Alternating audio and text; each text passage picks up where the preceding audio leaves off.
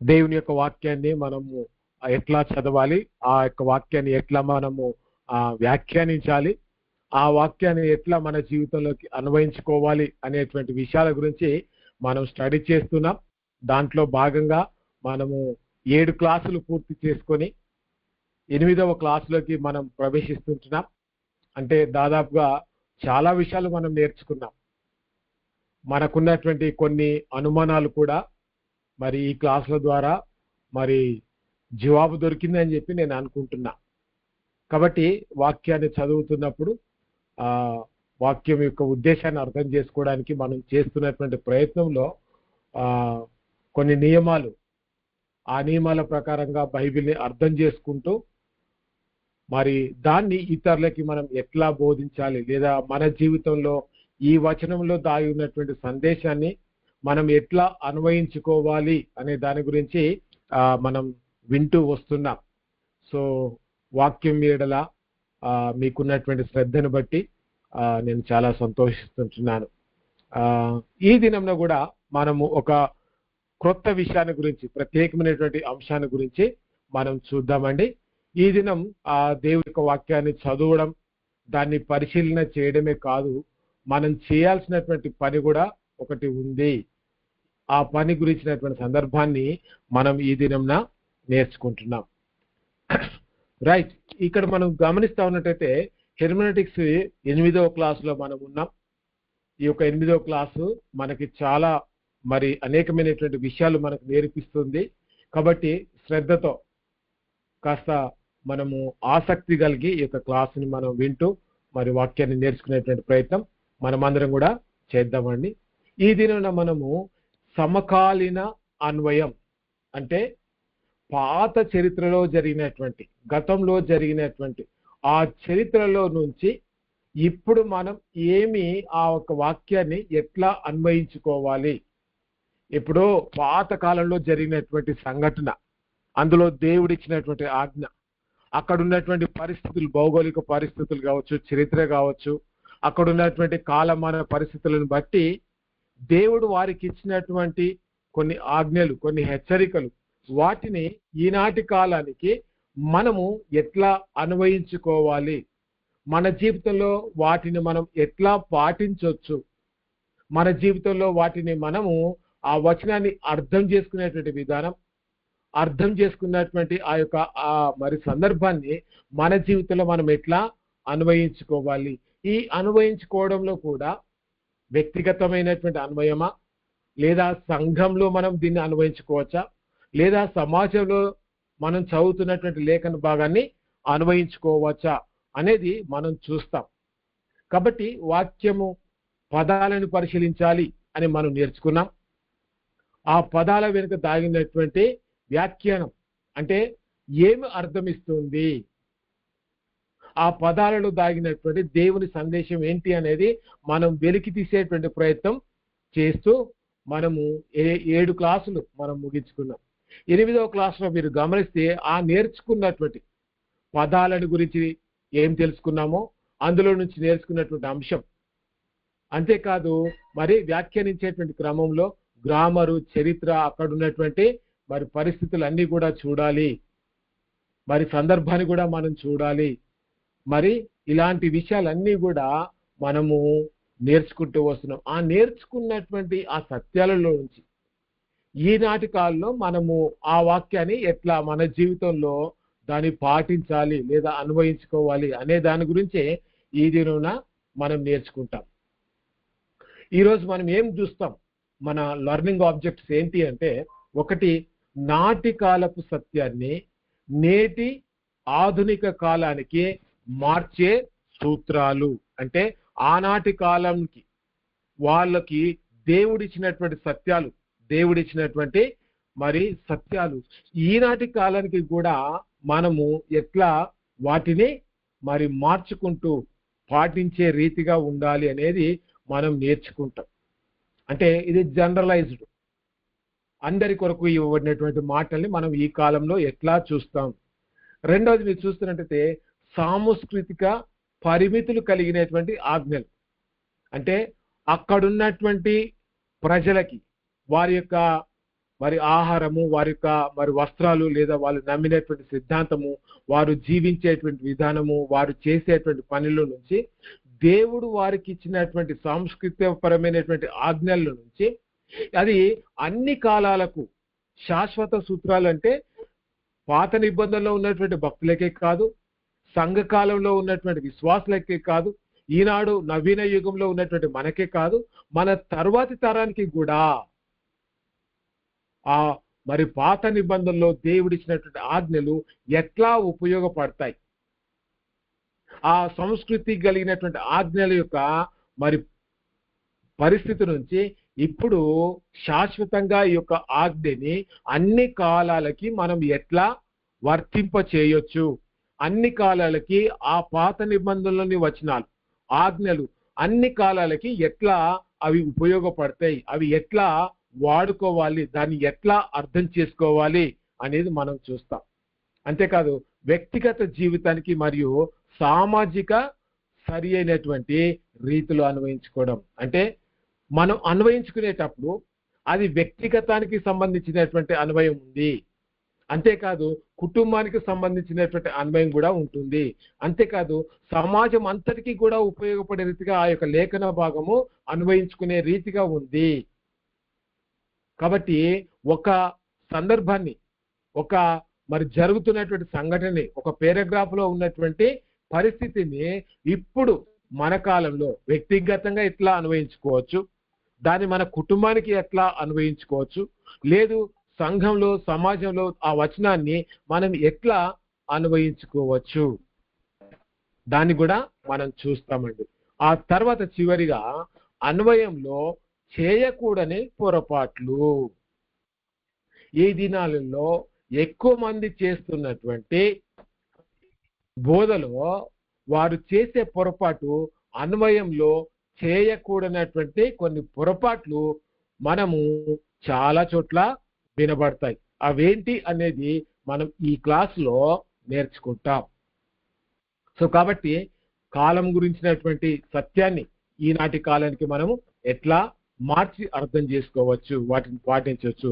ఆ సంస్కృతికి, ఒక తెగకి లేకపోతే ఒక వర్గానికి సంబంధించినటువంటి ఆజ్ఞలు కదా, అవి అన్ని కాలాలకు వర్తిస్తాయా, దేవుడు వారితోనే మాట్లాడిండు, అవి వారికే పరిమితం అని అనుకునే ప్రమాదం కూడా ఉంది. కాదు, దేవుడిచ్చినటువంటి ఆజ్ఞలు అన్ని కాలాలకి, కాలం మారుతూ ఉండొచ్చు, మరి సమాజం మారుతూ ఉండొచ్చు, ప్రజలు మారుతూ ఉండొచ్చు, కానీ శాశ్వతంగా ఆజ్ఞలు ఎట్లా ఉపయోగపడుతున్నాయి, వాటిని ఎట్లా పాటించాలి అనేది మనం చూస్తాం.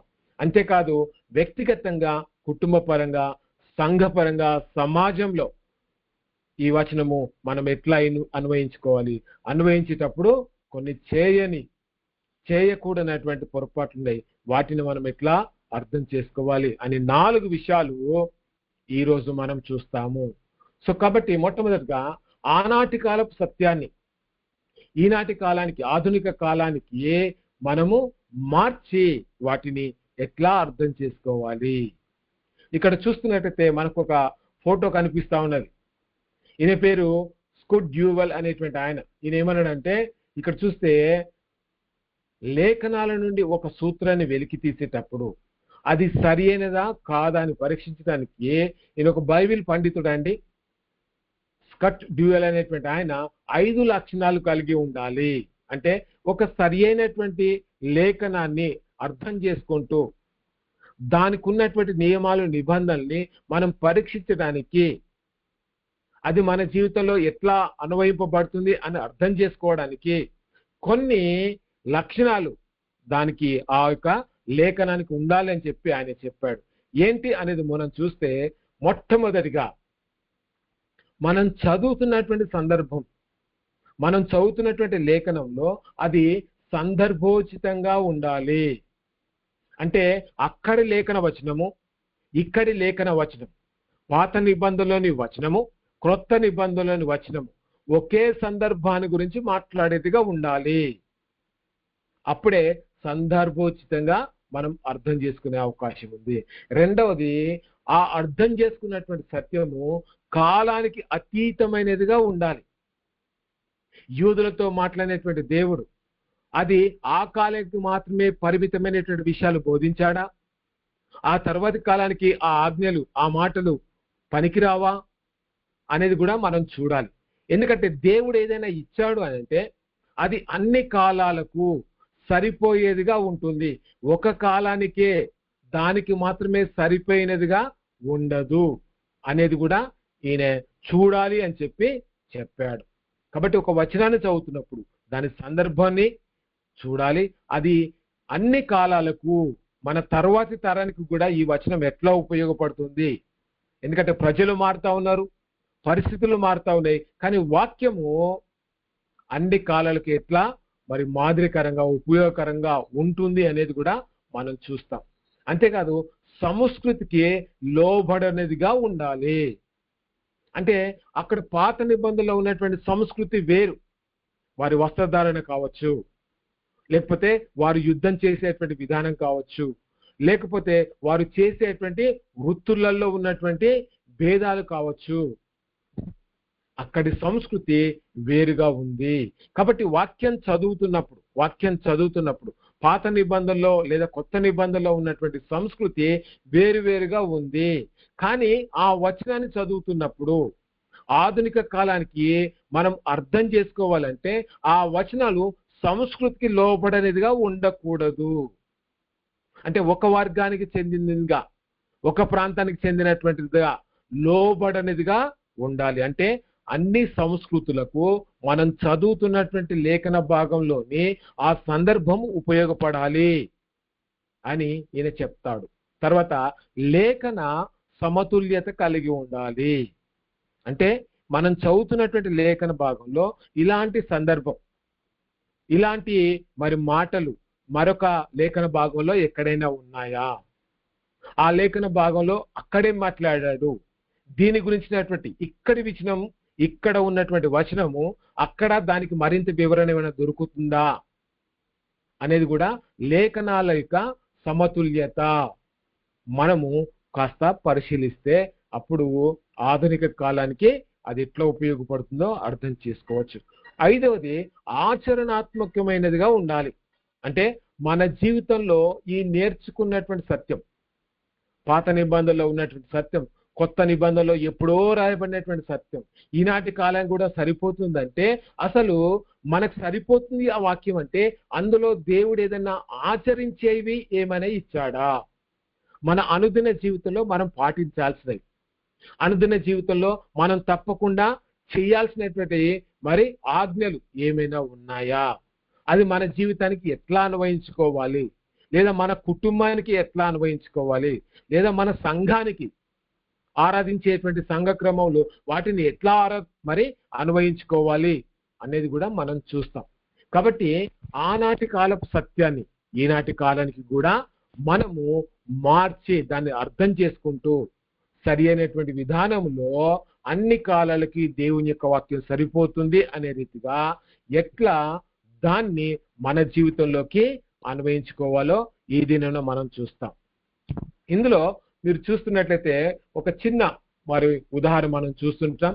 1 కొరింథీ పత్రిక 9వ అధ్యాయము 9వ వచనంలో కళ్ళెము త్రొక్కుచున్న ఎద్దు మూతికి చిక్కము పెట్టుకొనవద్దు అని మోషే ధర్మశాస్త్రంలో రాయబడి ఉన్నది అంటూ పౌలు గారు ఏమంటాడంటే దేవుడు ఎడ్ల కొరకే విచారించుచున్నాడా అని ఒక ప్రశ్న వేశాడండి. అయ్యా ఎవరైనా అన్మ్యూట్ చేసుకొని మాట్లాడండి, ఇది దేని గురించి రాయబడినటువంటి మాట?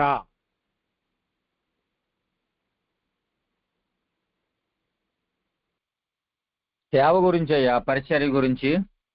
అయ్యా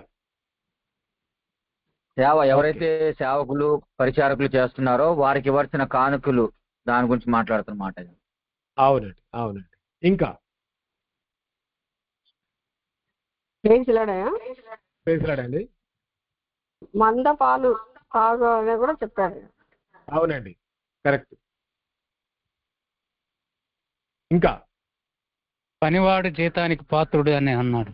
ఎస్, అవునండి, అవునండి, కరెక్ట్. ఇంకా కూలివని కూలి బిగపట్టొద్దు అని అని కూలి బిగబట్టొద్దు అని చెప్పాడు సందర్భం. Okay, sir praise lord sir. ప్రైజ్లాడమ్మా. ధాన్యము నూర్చే ఎద్దు నోరు కట్టవద్దు అని సార్. అవునమ్మా, అంటే ఎద్దుల గురించి మాట్లాడుతా ఉన్నాడమ్మా ఇక్కడ. సార్ సంఘములో దేవుని పనిలో శ్రమించే వారిని కూడా ఆదరించి వారికి తగిన సహాయం చేయాలని కూడా అర్థం చేసుకోవచ్చు. మనం అర్థం చేసుకోవడం, కానీ పౌలు గారు ఏ ఉద్దేశంతో రాశాడు?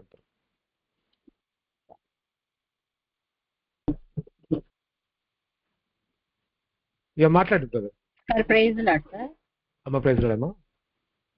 పౌలు గారు డైరెక్ట్ గా మనల్నే ఉద్దేశించి ప్రీచింగ్ వాళ్ళని ఉద్దేశించి చెప్తూ ఉన్నటువంటి మాట, ఎవరైతే దేవుని సేవ చేస్తున్నారో ఇది ఎద్దులకు పశువులకు సంబంధించింది కాదు. He's talking directly to us.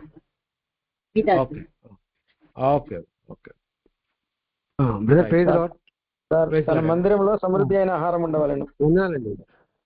వందనాలు, చెప్పండి. అక్కడ ఏమంటే దేవుని సేవ చేస్తున్న వారు ప్రభు పిల్లలు ఇచ్చినటువంటి కానుకలను దాన్ని తీసుకొని వాడుకోవచ్చు వాళ్ళ సేవలో, లేదా వాళ్ళ కొరకు కూడా వాడుకోవచ్చు. అంటే వాళ్ళ కుటుంబ అక్కర కొరకు, ఎస్, వాళ్ళ కుటుంబ అక్కర కొరకు వాడుకోవచ్చు. ఎడ్ల కొరకే చింతించట్లేదు. ఎడ్లంటే అక్కడ మన గురించి చెప్పబడతా ఉంది కాబట్టి దేవుని సేవ చేసేవాడు దేవుని సేవకి ఇచ్చిన పని సొమ్మును యథార్థంగా వాడుకోవచ్చు. ఓకే అండి, ఓకే, థ్యాంక్ యూ. ఇంకా సంఘంలో ఎవరు కూడా ఆకలి కొని ఉండకూడదు. ఆకలి కొనకూడదనా? ఓకే. ఎద్దుకు చిక్క వేసినప్పుడు ఆకలి కొని ఉంటుంది కదా పని చేస్తూ. అవునండి, కరెక్ట్ కరెక్ట్. ఓకే, ప్రైజ్లాడమ్మా. అంటే ఇప్పుడు తను సేవ చేస్తున్నాడు కాబట్టి సేవకు వచ్చిన అమౌంట్ ని వాడుకోవచ్చు. ఎందుకంటే ఎవడైనా తన సొంత ఖర్చు పెట్టుకుని దండులో కొలువు చేయనని చెప్తూ పై వచనాలలో మాట్లాడుతున్నాడు. అంటే ఇప్పుడు దీన్నే అదునుగా తీసుకొని సేవకులు చాలా మంది డబ్బులు ఇవ్వండి అన్నట్టు అడుగుతారు. అట్లా వక్రీకరించుకున్నారు. అట్లా కాదు, కానీ వచ్చే వాటిని సేవకులు కూడా ఉపయోగించుకోవచ్చు. సంఘ అవసరాలు పోను సేవకుడు కూడా ఉపయోగించుకోవచ్చు అని చెప్పారని నేను అనుకుంటున్నాను సార్. ఓకే ఓకే, రైట్ అండి. ఇంకా ఉన్నారండి? ప్రైజ్లాడండి సార్. అక్కడ ఏం చెప్తున్నారు? కళ్ళము త్రొక్కుచున్న ఎద్దు మూతికి చిక్కము పెట్టవద్దు. అవును, ఎందుకు అని అంటే సార్, ఇక్కడ కళ్ళం తొక్కుతున్నప్పుడు ఆల్రెడీ కళ్ళం అనే దాంట్లో ధాన్యము అది అంతా ఉంటుంది. అవును, దాని మూతికి చిక్కం పెట్టినప్పుడు ఏంటంటే అది తినలేదు కదా, కానీ దానిని తినకండి అన్నట్టుగా అది వివరణ. ఇప్పుడు నా ప్రకారం ఏంటంటే పరిచర్య చేస్తున్నటువంటి పరిచారకులు కానీ లేదంటే ఎవరైనా పరిచర్యం చేస్తున్న వారు మన యొక్క కానుకలను వాళ్ళని తీసుకొనివ్వండి అనే అర్థం వస్తుందనేది నేను అనుకుంటున్నాను బ్రదర్. Okay, praise lord sir. ప్రైజ్లాడండి. ఇప్పుడు దేవుని సేవ చేసేవారు, సువార్త ప్రకటించేవారు, సంఘానికి ఆత్మీయంగా శ్రమించే వారి యొక్క బాధ్యత సంఘం పైనే ఉందనేది ఒకటి వివరణ ఇవ్వడానికి చెప్పినట్లుగా అనిపిస్తుంది సార్. అవునండి, జీవనాధారము సంఘమే చూసుకోవాలి వాళ్ళదని తెలియపరచడానికే చెప్పినట్లున్నాడు sir. Okay okay, right, thank you. ఇక్కడ అంటే సేవకుడు కేవలం సంఘం మీద ఆధారపడి బ్రతికే పరిస్థితి కూడా ఉంటుంది. కానీ విశ్వాసులకు ఎలా ఉంటుందంటే డబ్బు కోసమే సేవ చేస్తున్నాడు అనే విధంగా ఆలోచించి కొంతమంది ఇవ్వని పరిస్థితి ఉంటుంది. ఎవరెవరికో పంపిస్తూ ఉంటారు. బాగా ఉన్నతమైన స్థితిలో ఉన్న సేవకులకి, లేకపోతే టీవీలో వాక్యం విన్న వాళ్ళకి పంపిస్తారు తప్ప తన సొంత సంఘానికి సేవకుడికి మాత్రం ఇవ్వరు. అందుకోసమే ఈ మాట అన్నారేమో అనిపిస్తుంది సార్. ఎవరైతే బాగా భారంగా సేవ చేస్తున్నారో అలాంటి వారిని ప్రోత్సహించడం మంచిది కదా, అందుకోసమే మాట అన్నారు. అవును, ఓకే ఓకే ఓకే. ఇంకా ఉన్నారా సార్? ప్రైజ్లాడండి. ప్రైజ్లాడండి. కళ్ళం అనగా సంఘం సార్. సంఘ కాపరి తన ప్రకారము తన తోచిన ప్రకారం సంఘాన్ని నడిపించడానికి కానీ సంఘాన్ని ఒక క్రమ పద్ధతులు పెట్టడానికి కానీ ఆలోచన ఉండొచ్చు. బట్ అడగకుండా కానీ అతన్ని ఏమన్నా తప్పు పెట్టడం కానీ చేయకూడదనే ఉద్దేశం అని అనుకుంటున్నాను సార్. ఆహా, అంటే అడగడం అంటే మరి చికెన్ పెట్టమంటే అడగించడం కదా సార్. ఓకే ఓకే మరొకరు మాట్లాడు.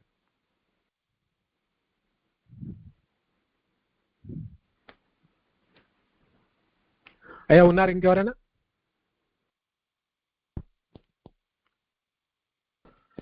థ్యాంక్ యూ అండి, మీరు అందరు కూడా స్పందించారు, చాలా సంతోషం. మీ అభిప్రాయాలు, దేవుడు మీకు ఇచ్చినటువంటి తలంపులు పంచుకోవడం అనేది చాలా మంచి విషయం. మనం నేర్చుకుంటున్నామండి ఇక్కడ, ఇది దేవుని యొక్క వాక్యం. దీని విషయంలో మనకున్నటువంటి తలంపులు పంచుకోవడంలో ఒక కొత్త ఆలోచన మనకు వస్తూ ఉంటుంది, లేదా కొన్నిసార్లు మన ఆలోచన తప్పు అనే సంగతి కూడా మనం తెలుసుకోవడానికి అవకాశం ఉంటుంది. సో కాబట్టి ఇది దేవుని యొక్క వాక్యం, అది మనం అర్థం చేసుకోవాలి. దయచేసి అందరూ మాట్లాడండి, రెస్పాండ్ కాండి ప్లీజ్. రెస్పాండ్ అయినటువంటి వారికి ప్రత్యేకమైనటువంటి వందనాలు నేను తెలియజేసుకుంటున్నాను. రైట్, ఇక్కడ మీరు గమనిస్తా ఉన్నట్టయితే ఇది పాత నిబంధనలో ఉన్నటువంటి లేఖన భాగం, దాన్ని పౌలు గారు ఎత్తిపడుతూ ఇక్కడ రాస్తున్నాడు. పాత నిబంధనలో ఉన్నటువంటి సంస్కృతి మీరు గమనిస్తే ఇదే మాట ద్వితీయోపదేశకాండం 25వ అధ్యాయము 4వ వచనంలో, నూర్చుచున్న ఎద్దుకు మూతి కట్టకూడదు అనే మాట మరి పౌలు గారు దీన్నే ఎత్తిపడుతూ ఆయన ఇక్కడ రాస్తున్నట్టుగా మనం చూస్తున్నాం. ఈ వచనాన్ని ఈనాటి కాలానికి మనం ఎట్లా అర్థం చేసుకోవాలి అనేది మనం చూస్తే, ఇక్కడ మనం ఇంతకుముందు నేర్చుకున్నాం ఏంటి అంటే సందర్భాన్ని మనం తప్పకుండా చూడాలి. ప్రాచీన ఇశ్రాయేలుల వ్యవసాయ సంస్కృతిలో మనం చెప్పుకున్నాం కదండి, వాళ్ళ ప్రధాన వృత్తి వ్యవసాయము, ఆ తర్వాత పశువులు.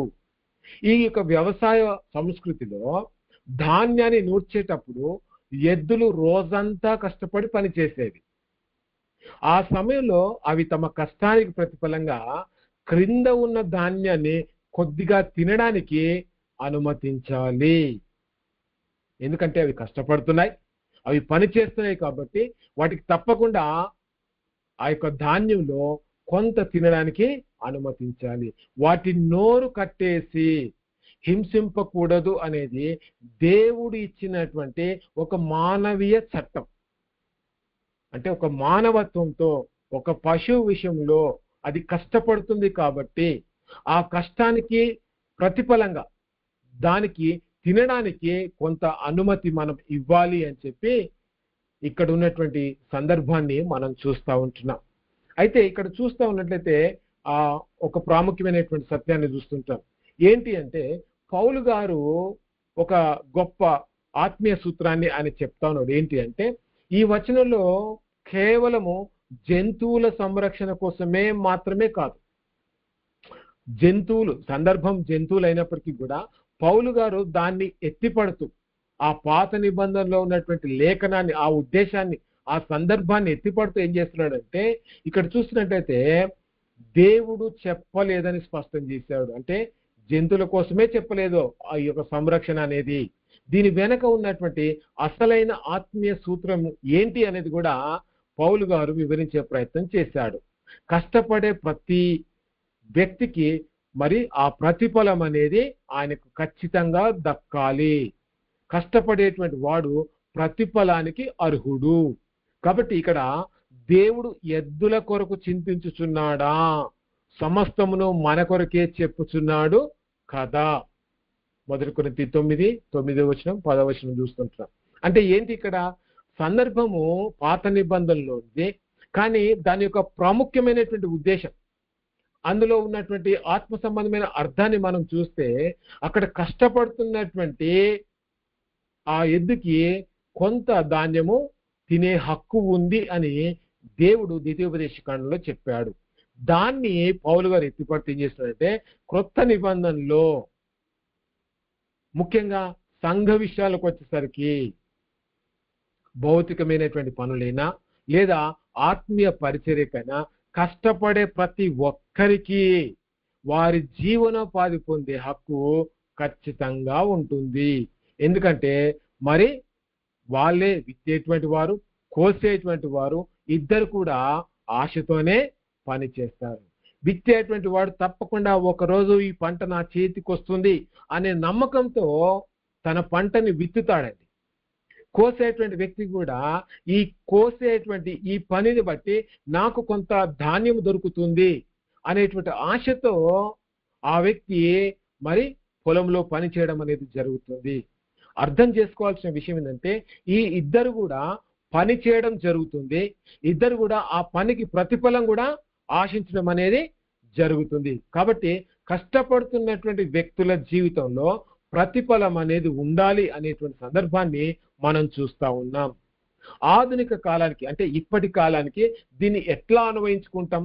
ఇక్కడ గమనిస్తే 9వ అధ్యాయం అంతా కూడా పౌలు దేవుని పరిచర్య చేస్తున్నటువంటి వారి గురించే ఆయన మాట్లాడాడు. మీలో చాలా మంది చెప్పారు సంఘాన్ని గురించి, సంఘంలో కష్టపడుతున్నటువంటి వ్యక్తుల గురించి అనే మాటని మీరు వాడారు. ఇక్కడ చూస్తున్నట్టయితే పరిచారకులను, దైవ సేవకులను ఆదరించడం, సువార్త కోసం, సంఘ సంక్షేమం కోసం పూర్తి సమయము కష్టపడేటువంటి సేవకులకు మీరు గమనిస్తే పూర్తి సమయం గుర్తుపెట్టుకోండి, పూర్తి సమయం వారు వేరే పని చేయకుండా సంఘాన్ని అభివృద్ధి చేసి ఆ సంఘం కోసమే వారు దివారాత్రాలు కష్టపడుతూ ఉన్నటువంటి సేవకులు ఉన్నట్లయితే గృహ అద్దెలు సంఘమే చెల్లించాలి, వారి పిల్లల యొక్క చదువుల ఖర్చులు సంఘమే తీర్చాలి, ఏదైనా అవసరమైతే వైద్య అవసరాలు కూడా సంఘమే తీర్చాలి. ఎందుకనంటే ఆయన సంఘం కోసమే పని చేస్తున్నాడు.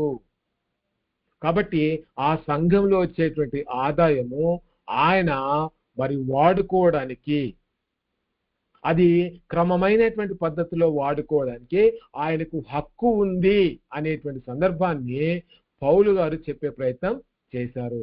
ఆత్మీయంగా విత్తేవానికి భౌతికమైనవి కూడా అందుకోవడంలో హక్కు ఉంటుంది. సేవకులు ఆత్మీయంగా వారు తమ యొక్క వాక్యాన్ని విత్తుతూ ఉంటారు, ప్రజల జీవితంలో మార్పు వస్తుంది, వారు దేవునికి దగ్గరగా మారుతారు. అలా మార్చబడినటువంటి వ్యక్తులు వారు సంఘంలో ఇచ్చేటువంటి మరి అన్ని దాంట్లలో మరి సంఘ కాపరికి భౌతికమైనటువంటి హక్కు ఆయనకి ఉంటుంది అనేది మనం అర్థం చేసుకోవాలి. అంతేకాదు మీరు గమనిస్తూ ఉంటే ఇక్కడ ఏంటి చివరిగా అంటే ద కోరల్ బ్రిడ్జ్ మనం గమనిస్తూ ఉంటే ముఖ్యమైనటువంటి విషయం ఏంటి అని అర్థం చేసుకుంటే ఈనాటి కాలం అది పాత నిబంధనలో ఉంది, కొత్త నిబంధనలో కూడా ఉంది. కొత్త నిబంధన బయట మీరు గమనిస్తూ ఉన్నట్టయితే చాలా సంవత్సరాల తర్వాత మనం ఉన్నాం. బాహ్యమైనటువంటి సంస్కృతి మారుతూ ఉండొచ్చు. పాత నిబంధన సంస్కృతి వేరు, ఆ కల్చర్ వేరు, కొత్త నిబంధన సంస్కృతి వేరు, ఆనాటి కొరింథీ పత్రిక కల్చర్ వేరు, కానీ ఈనాటి కల్చర్ వేరుగా ఉంది. కల్చర్ వేరుగా ఉండొచ్చు, మారవచ్చు, కానీ నాటి కాలంలోని ఎద్దులు నూర్చడం అంటే నేడు కూడా ఆఫీసులు మనం చేసేటువంటి ప్రాజెక్టులు లేదా దేవుని వాక్యంలోని ఆంతర్య సూత్రం ఆ ప్రిన్సిపల్ అనేది ఎప్పటికీ మారదండి. కష్టపడేటువంటి వ్యక్తికి తన కష్టాన్ని బట్టి ప్రతిఫలాన్ని ఆశించవచ్చు అనే ఆ ఆంతర్య సూత్రం అది ఎప్పటికీ మారదండి. దేవుడు ఏ ఉద్దేశంతోనైతే ఆ మాటని మాట్లాడాడో ఆ మాటలో ఉన్నటువంటి మరి దైవికమైనటువంటి సూత్రం, కష్టపడే వ్యక్తికి ప్రతిఫలం దక్కాలి అనేటువంటి ఆ సూత్రము కాలం మారుతూ ఉండొచ్చు, కానీ అది ఆ సూత్రం అనేది అన్ని కాలాలకు అన్ని సంస్కృతిలో ఉన్నటువంటి ప్రజలకు అది ఎప్పటికీ ఒకేలాగా వర్తిస్తుంది. దాంట్లో అంటే ఆ యొక్క ఆత్మీయ సూత్రంలో ఎటువంటి మార్పు ఉండదు అనేది మనం అర్థం చేసుకోవాలి. శ్రమించే ప్రతి ప్రాణికి ప్రతిఫలం దక్కాలనేది నేటి పాత నిబంధన చట్టం వెనుక ఉన్న నేటి ఆధునిక సత్యం. ఆనాడు పాత నిబంధన చట్టంలో ఉన్నటువంటి మరి ఆ చట్టం వెనుక ఉన్నటువంటి ఆ యొక్క ఆత్మీయ అర్థము దాన్ని మనం అర్థం చేసుకోవాలి. పాత నిబంధనలో సందర్భం మరి అక్కడ నూర్చేటువంటి ఎద్దు, కొత్త నిబంధనలో సేవకులు. ఈనాడు కూడా మరి మన వ్యక్తిగత జీవితంలో లేదా మరి సంఘంలో ఉన్నటువంటి పరిస్థితులను బట్టి సంఘ కాపరికి దీన్ని మనం వర్తించి మరి సంఘం సేవకుని యొక్క అవసరాలు తీర్చాలి అనేది మనము ఈ యొక్క మోడర్న్ కాలంలో దీన్ని అప్లికేషన్ అంటే అన్వయంలోకి తీసుకోవచ్చు. అవును, వాక్యమే చెప్తుంది సేవకుని యొక్క బాధ్యత సంఘమే చూడాలి, సేవకుడు సంఘం యొక్క ఆత్మీయ అవసరాలు తీరిస్తే సంఘం అంతా కలిసి కాపరి యొక్క భౌతిక అవసరాలు తీర్చాలి. ఇది దేవుడిచ్చినటువంటి క్రమం. అయ్యా రీసౌండ్ వస్తుంది, ఎవరో చూడండి.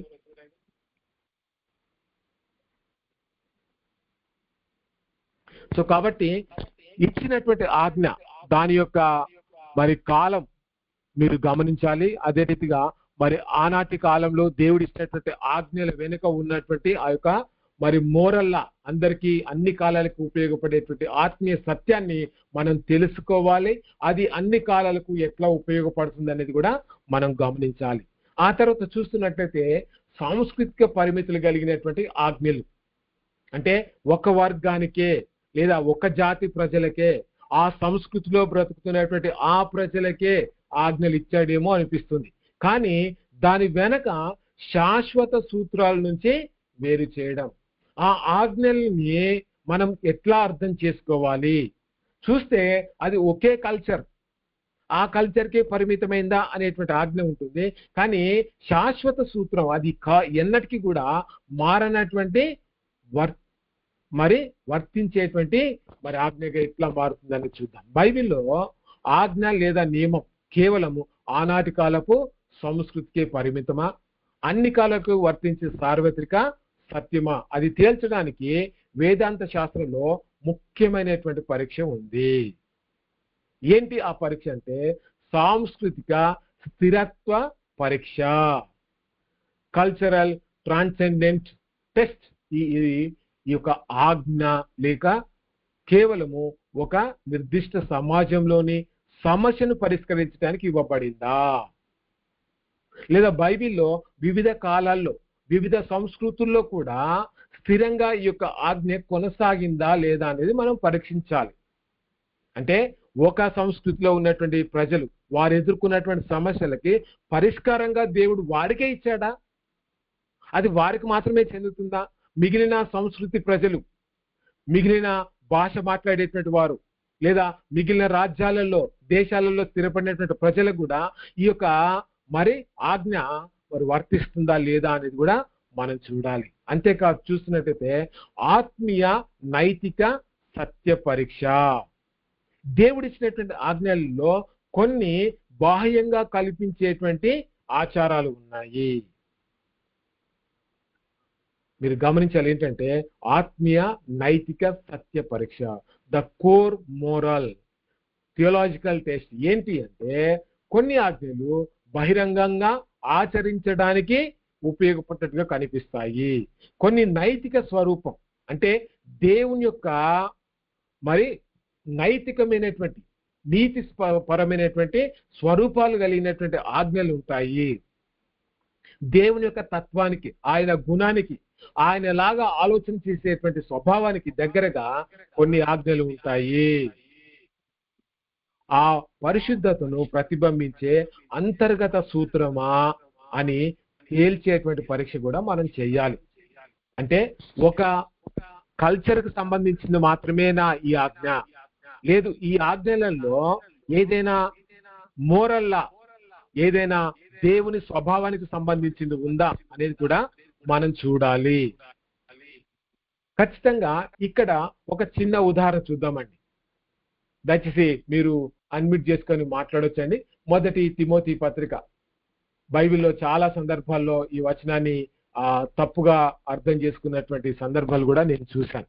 మొదటి తిమోతి పత్రిక 5వ అధ్యాయం 23వ వచనంలో, ఇక మీదట నీళ్ళే తాగక నీ కడుపు జబ్బు నిమిత్తమును తరచుగా వచ్చు బలహీనతల కోసమును ద్రాక్ష రసము కొంచెముగా పుచ్చుకొనుము. ఈ వచనాన్ని మనం ఎట్లా అర్థం చేసుకోవచ్చు? అది ఫ్రెష్ జ్యూస్ అన్నా, అవునండి, అది గ్రేప్, అది పులియబెట్టింది కాదు, శ్రేష్టమైంది. అది ఆనాటి సంప్రదాయాల్లో వివాహాల్లో కానీ అది కామన్ అనమాట అన్న. అందులో యాక్చువల్ తీసుకోకుండా ఉండేది ఎవరంటే ఈ సోదరుడు తీసుకునేవాడు కాదు. కాబట్టి దీన్ని పౌలు గారు ఎత్తి చూపిస్తున్నారు అనమాట. నువ్వు తీసుకోవచ్చు, అది కూడా దేనికోసం అంటే నీకు జబ్బు ఉంది కాబట్టి దానికి ఇరుగుడుగా దీన్ని వాడచ్చు అన్నట్టుగా ఇక్కడ అర్థమవుతున్నాను. అవునండి అవునండి. Thank you brother. ఇంకా రైనా సార్ ప్రైజ్లాడండి. అది అంతగా మత్తు ఇచ్చే కాదండి అది.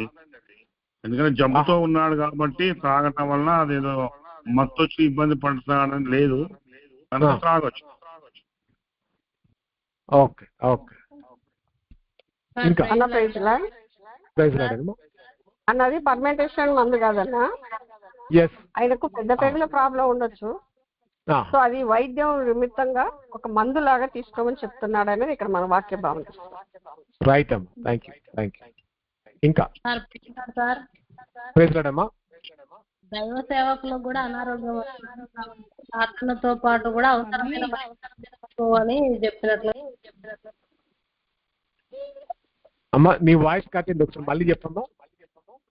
సార్ దైవ సేవకులు కూడా అనారోగ్యం గురవుతారు కాబట్టి వారికి ప్రార్థనతో పాటు వైద్య సహాయం కూడా అవసరమని, అనారోగ్య పరిస్థితుల్లో స్వీకరించడం తప్పు లేదని చెప్పాడు సార్. ఓకే ఓకే అమ్మా. Right. Thank you. Right brother praise lord. చెప్పండి బ్రదర్. చెప్పబడినటువంటి వాక్యంలో కడుపు జబ్బు నిమిత్తం అంటూ తరచుగా వచ్చు, బలహీనత నిమిత్తం అంటూ వాడుతూ వచ్చాడు కాబట్టి ఈ గ్రేప్ జ్యూస్ అనేది ఖచ్చితంగా బాగుంటుందండి. వీటికి దాంట్లో యాంటీ ఆక్సిడెంట్స్ ఉంటాయి, వైటమిన్స్ ఉంటాయి, అండ్ ఇట్ గివ్స్ స్ట్రెంగ్త్ ఒకటి. దాంతోపాటు అసిడిటీ ఉండే వాళ్ళకి కూడా కొంత ఉపయోగపడుద్ది కాబట్టి ఆ విధంగా ఈయన ఖచ్చితంగా ఇది ఉపయోగపడుద్ది.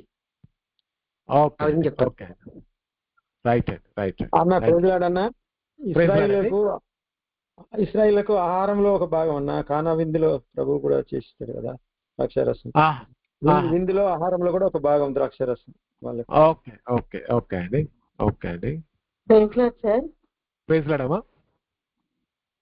మేబీ అతనికి వాటర్ వల్ల ఆ ప్రాబ్లం వస్తుందేమో, అందుకని నువ్వు కొంచెం అందులో కలుపుకొని అక్కడ కొంచెం అనే మాటను ఉపయోగించాడు. అట్లా తాగడం నాటి రోజుల్లో సాధారణమైన అలవాటు కాబట్టి నువ్వు తాగే నీళ్లు ఎక్కువగా నీళ్ళు కాకుండా కొంచెం ద్రాక్షరసం కూడా తీసుకో, తగ్గిపోతుంది అన్నట్టు చెప్పారు. ఓకే అండి. రైట్ అమ్మా. ఇంకా ఉన్నారండి? అంటే అది ఆచరణాత్మకంగా కాదు కానీ ఆచరణాత్మక. ఆల్కహాల్ కాకుండా లైక్ సిరప్ లాగా ఒక సిప్ అన్నట్టుగా అనుకుంటున్నాను. ఎందుకంటే హిజ్కియాకు కూడా మరణకరమైన రోగం వచ్చినప్పుడు యెషయా ద్వారా ద్రాక్ష పండ్ల ముద్ద తీసుకొచ్చి పెడతారు కదా, అట్లా టైప్ ఆఫ్ మెడికేషన్ కావచ్చు.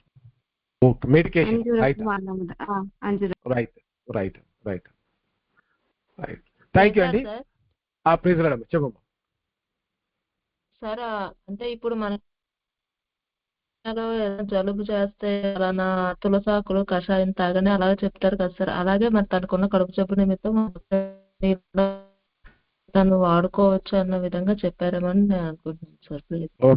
ఓకే. అంతేగాని త్రాగడానికి లైసెన్స్ గా ఈ వచనం ఉపయోగపడుతుందా లేదా? కొంతమందికి ఉపయోగపడుతుందన్న, చాలా మంది దాన్ని మిస్గైడ్ చేసి. ఒక్క నిమిషం, ఒకరితో మాట్లాడితే పోతారు, అందరూ మాట్లాడి చెప్పలేం. ఓకే మాట్లాడండి.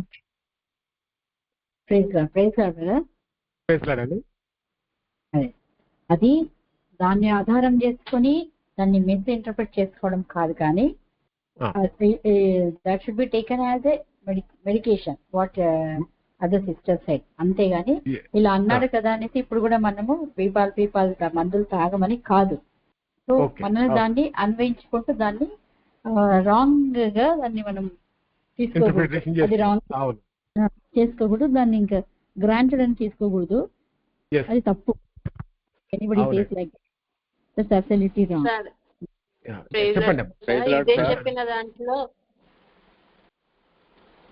మీరే చెప్పిన దాంట్లో బైబిల్లోనే త్రాగుబోతులు కూడా నరకానికి పాత్రలు అన్న మాట కూడా ఉంది కదా సార్. త్రాగొద్దు అన్న మాటలు కూడా ఉన్నాయి. సో ఇక్కడ ఓన్లీ అతని హెల్త్ గురించే కొంచెం పుచ్చుకోమని చెప్పారు. రైట్. అయ్యా బ్రదర్ ఎవరు మాట్లాడుతున్నారు? Fermented wine is a medication in those days. అంతే.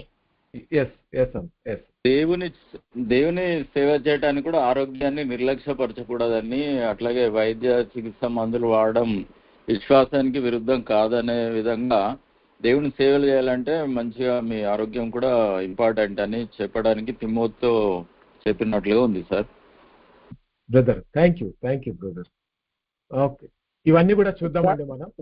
సార్ ఒక మాట సార్, ఈ ద్రాక్షారసాన్ని మర్చిపోవద్దనే ప్రభు బలలో కూడా ప్రవేశపెట్టింది సార్. అంటే ఎట్లా అండి?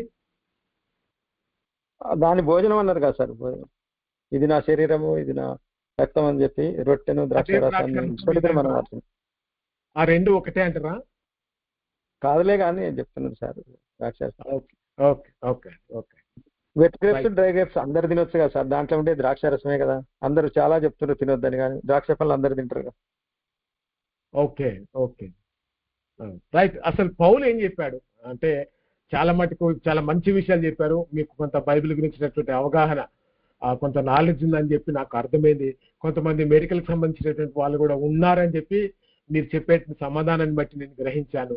చాలా సంతోషం. మనం ముందుకెళ్దామండి, సమయం తక్కువగా ఉంది. కొంతమంది ఈ వచనాన్ని ఏం చేస్తారంటే లీగలిజం అంటే, లేదు బ్రదర్ అక్కడ ఖచ్చితంగా ద్రాక్షరసం అని ఉంది కాబట్టి తాగొచ్చు బ్రదర్, లేకపోతే తాగొద్దు బ్రదర్.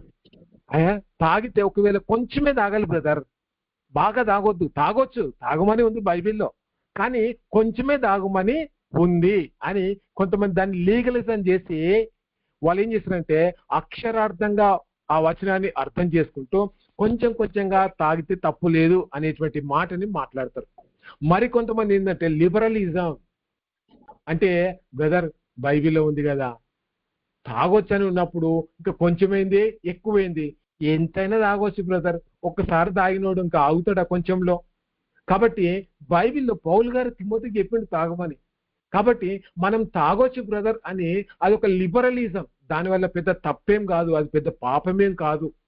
జస్ట్ అదొక ఏమంటారు వైన్ కాబట్టి అది తీసుకుంటే ఏం కాదు బ్రదర్ అనేటువంటి ఆలోచన కూడా కొంతమంది మాట్లాడతారు. కొంతమంది ఏమో అక్షరార్థంగా అర్థం చేసుకొని కొంచెము తీసుకోవచ్చు అని మాట్లాడితే, మరికొందరు లేదు త్రాగొచ్చు అనే మాటను కూడా కొంతమంది మాట్లాడేటువంటి ప్రయత్నం చేస్తారు. అసలు ఈ వచనంలో ఉన్నటువంటి నిజమైనటువంటి పౌలు గారి మనసులో ఉన్నటువంటి ఆలోచన, ఆ ఉద్దేశాన్ని మనం చూద్దామండి. ఆ ఉద్దేశాన్ని మనం అర్థం చేసుకోవడానికి ప్రయత్నం చేద్దాం. ఇక్కడ చూస్తున్నట్లయితే పాత నిబంధనలో ఆనాటి కాలంలో యాయిన్ అనేటువంటి మాట బైబిల్లో అత్యధికంగా దాదాపు 200 కంటే ఎక్కువైన సందర్భాల్లో ఈ పదాన్ని వాడారండి. బైబిల్లో అత్యధికంగా వాడబడినటువంటి హిబ్రూ పదం ఇది. ఈ పదానికి మీరు చూస్తా ఉన్నట్లయితే అంటే ఇది ఏం చేస్తుంది అంటే, ఒక వ్యక్తి ఈ ద్రాక్షారసం పాత నిబంధనలో ఇంతకుముందు సిస్టర్ ఎవరు చెప్పారు ఫర్మెంటెడ్ వైన్ అని చెప్పి, అంటే అది ఏంటి అంటే అది మత్తు కలిగించేటువంటి ద్రాక్షారసం. దాంట్లో ఆల్కహాల్ లెవెల్ అనేది కొంచెం ఎక్కువగా ఉంటుంది. కాబట్టి మత్తు కలిగిస్తున్నటువంటి దాని గురించి పాత నిబంధనలో చాలా సందర్భాల్లో మనం చూసాం. ఎందుకనంటే పాత నిబంధనలో మీరు గమనిస్తా ఉన్నట్టయితే అక్కడ ఉన్నటువంటి యూదులు మీరు గమనించాలి, వారు సంచార జాతులుగా ఉన్నారు.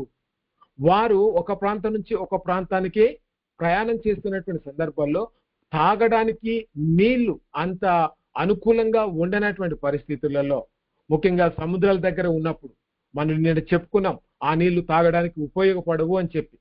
అలాంటి సందర్భాల్లో వారు ఎక్కువగా ఏం చేసేవారంటే ఈ యొక్క వైన్ అంటే బాగా మత్తు కలిగించేటువంటి ఆ యొక్క ద్రాక్షారసాన్ని వారు ఇప్పుడు మనం ఎట్లయితే మంచినీళ్లుగా తాగుతున్నామో, వారు భోజనం చేసేటప్పుడు లేదా వారికి సంతోషం కలిగిన సందర్భాల్లో లేదా ఏదైనా పండుగ ఆచరించే సమయంలో వాళ్ళు ఆ ద్రాక్షారసాన్ని సేవించడం అనేది అది వారికి అలవాటుగా ఉంది పాత నిబంధనలో. అందుకే వారు దేవాలయంలో కూడా ద్రాక్షారసం తీసుకొచ్చినట్టుగా మనం చాలా సందర్భాల్లో చూస్తాం. అంటే అదొక కల్చర్గా, అదొక వారి యొక్క ఆచారంగా వారు పాటించేటువంటి పద్ధతిగా మనం బైబిల్లో చూస్తాం. అది మత్తు కలిగించేటువంటిది. కానీ ఇక్కడ మీరు చూస్తున్నట్లయితే మీరు ప్రాచీన కాలంలో ముఖ్యంగా రోమలు తర్వాత గ్రీకు సామ్రాజ్యంలో అక్కడ ఉన్నటువంటి పరిస్థితి ఏంటంటే, మీరు పూర్తిగా శుద్ధంగా ఉండేది కాదు. ఇంతకుముందు ఎవరో చెప్పారు, బ్యాక్టీరియా వల్ల కడుపు నొప్పి, తర్వాత జబ్బులు వచ్చేవి. ద్రాక్షారసంలో ఉండేటువంటి యాంటీసెప్టిక్ గుణాలు ఏం చేస్తాయంటే ఆ నీటిని శుద్ధి చేయడానికి మరియు జీర్ణక్రియను మెరుగుపరచడానికి ఎంతో సహాయం చేస్తాయి. కంటే ఆ కాలంలో కొంతమంది, అంటే యేసుక్రీస్తు ప్రభు వారి కాలం తర్వాత పౌలు గారు బ్రతికున్నటువంటి కాలంలో అక్కడ కొంతమంది వారు ఏం చేసేవారంటే వీటిని తమ పిల్లలకి ఒక యాంటీసెప్టిక్ గుణాలు కలిగినటువంటి ఒక ఔషధంగా వాడేటువంటి వారు. ఆ కల్చర్ కూడా ఉంది. అంటే బాగా మత్తు కలిగించి మనిషిని మరి స్పృహ కోల్పోయేటట్టుగా చేసేటువంటి కల్చర్ పాత నిబంధనలో ఉంటే, కొత్త నిబంధనకు వచ్చేసరికి జబ్బులు ఎక్కువైతున్నప్పుడు మనుషులు ఆ జబ్బుల నుంచి తమ ప్రాణాన్ని కాపాడుకోవడానికి ఒక యాంటీసెప్టిక్ యాసిడెంట్ గా దీన్ని వాడేటువంటి వారు. మనం గమనించాలి, ఔషధంగా ఇక్కడ కొత్త నిబంధన కాలంలో వాడుతున్నటువంటి సందర్భాన్ని మనం చూస్తా ఉన్నాం. చూస్తున్నట్లయితే ప్రివెంటివ్ హెల్త్ కేర్ అంటే ఒక జబ్బు రాకంటే ముందే, ఆ జబ్బు పెరగకంటే ముందే దాని విషయంలో మనం శ్రద్ధ తీసుకోవడం. అందుకే పౌలు దానికి ఒక మందులాగా, మెడిసిన్ లాగా, ఇక్కడ మీరు ఎవరో సిస్టర్ చెప్పారు ఇంతకుముందు, కొంచెము మాత్రమే. ఆ కొంచెంలో కూడా మీరు గమనిస్తూ ఉంటే ఇక్కడ వాడబడేటువంటి గ్రీకు పదం కూడా ఓయినోస్ అనేటువంటి పదంతో వాడారు. ఆ ఓయినోస్ అనేటువంటి పదానికి అర్థం ఏంటంటే 4 వంతుల నీళ్లు కలిపినటువంటి ద్రాక్షారసము. అంటే ఆ ద్రాక్షారసము తక్కువగా ఉంటుంది, దాంట్లో నీళ్ల భాగం చాలా ఎక్కువగా ఉంటుంది. అది డైల్యూటెడ్ వైన్. కాబట్టి ఈ యొక్క డైల్యూటెడ్ ఆ వైన్ తీసుకుంటున్నప్పుడు దీనివల్ల కడుపు జబ్బులు తగ్గేవి, కానీ మత్తు ఎక్కేది కాదు. జాగ్రత్తగా గమనించాలండి. కడుపు జబ్బులు వారికి వచ్చినప్పుడు ఈ డైల్యూటెడ్ వైన్ తీసుకున్నప్పుడు మత్తు ఎక్కేది కాదు.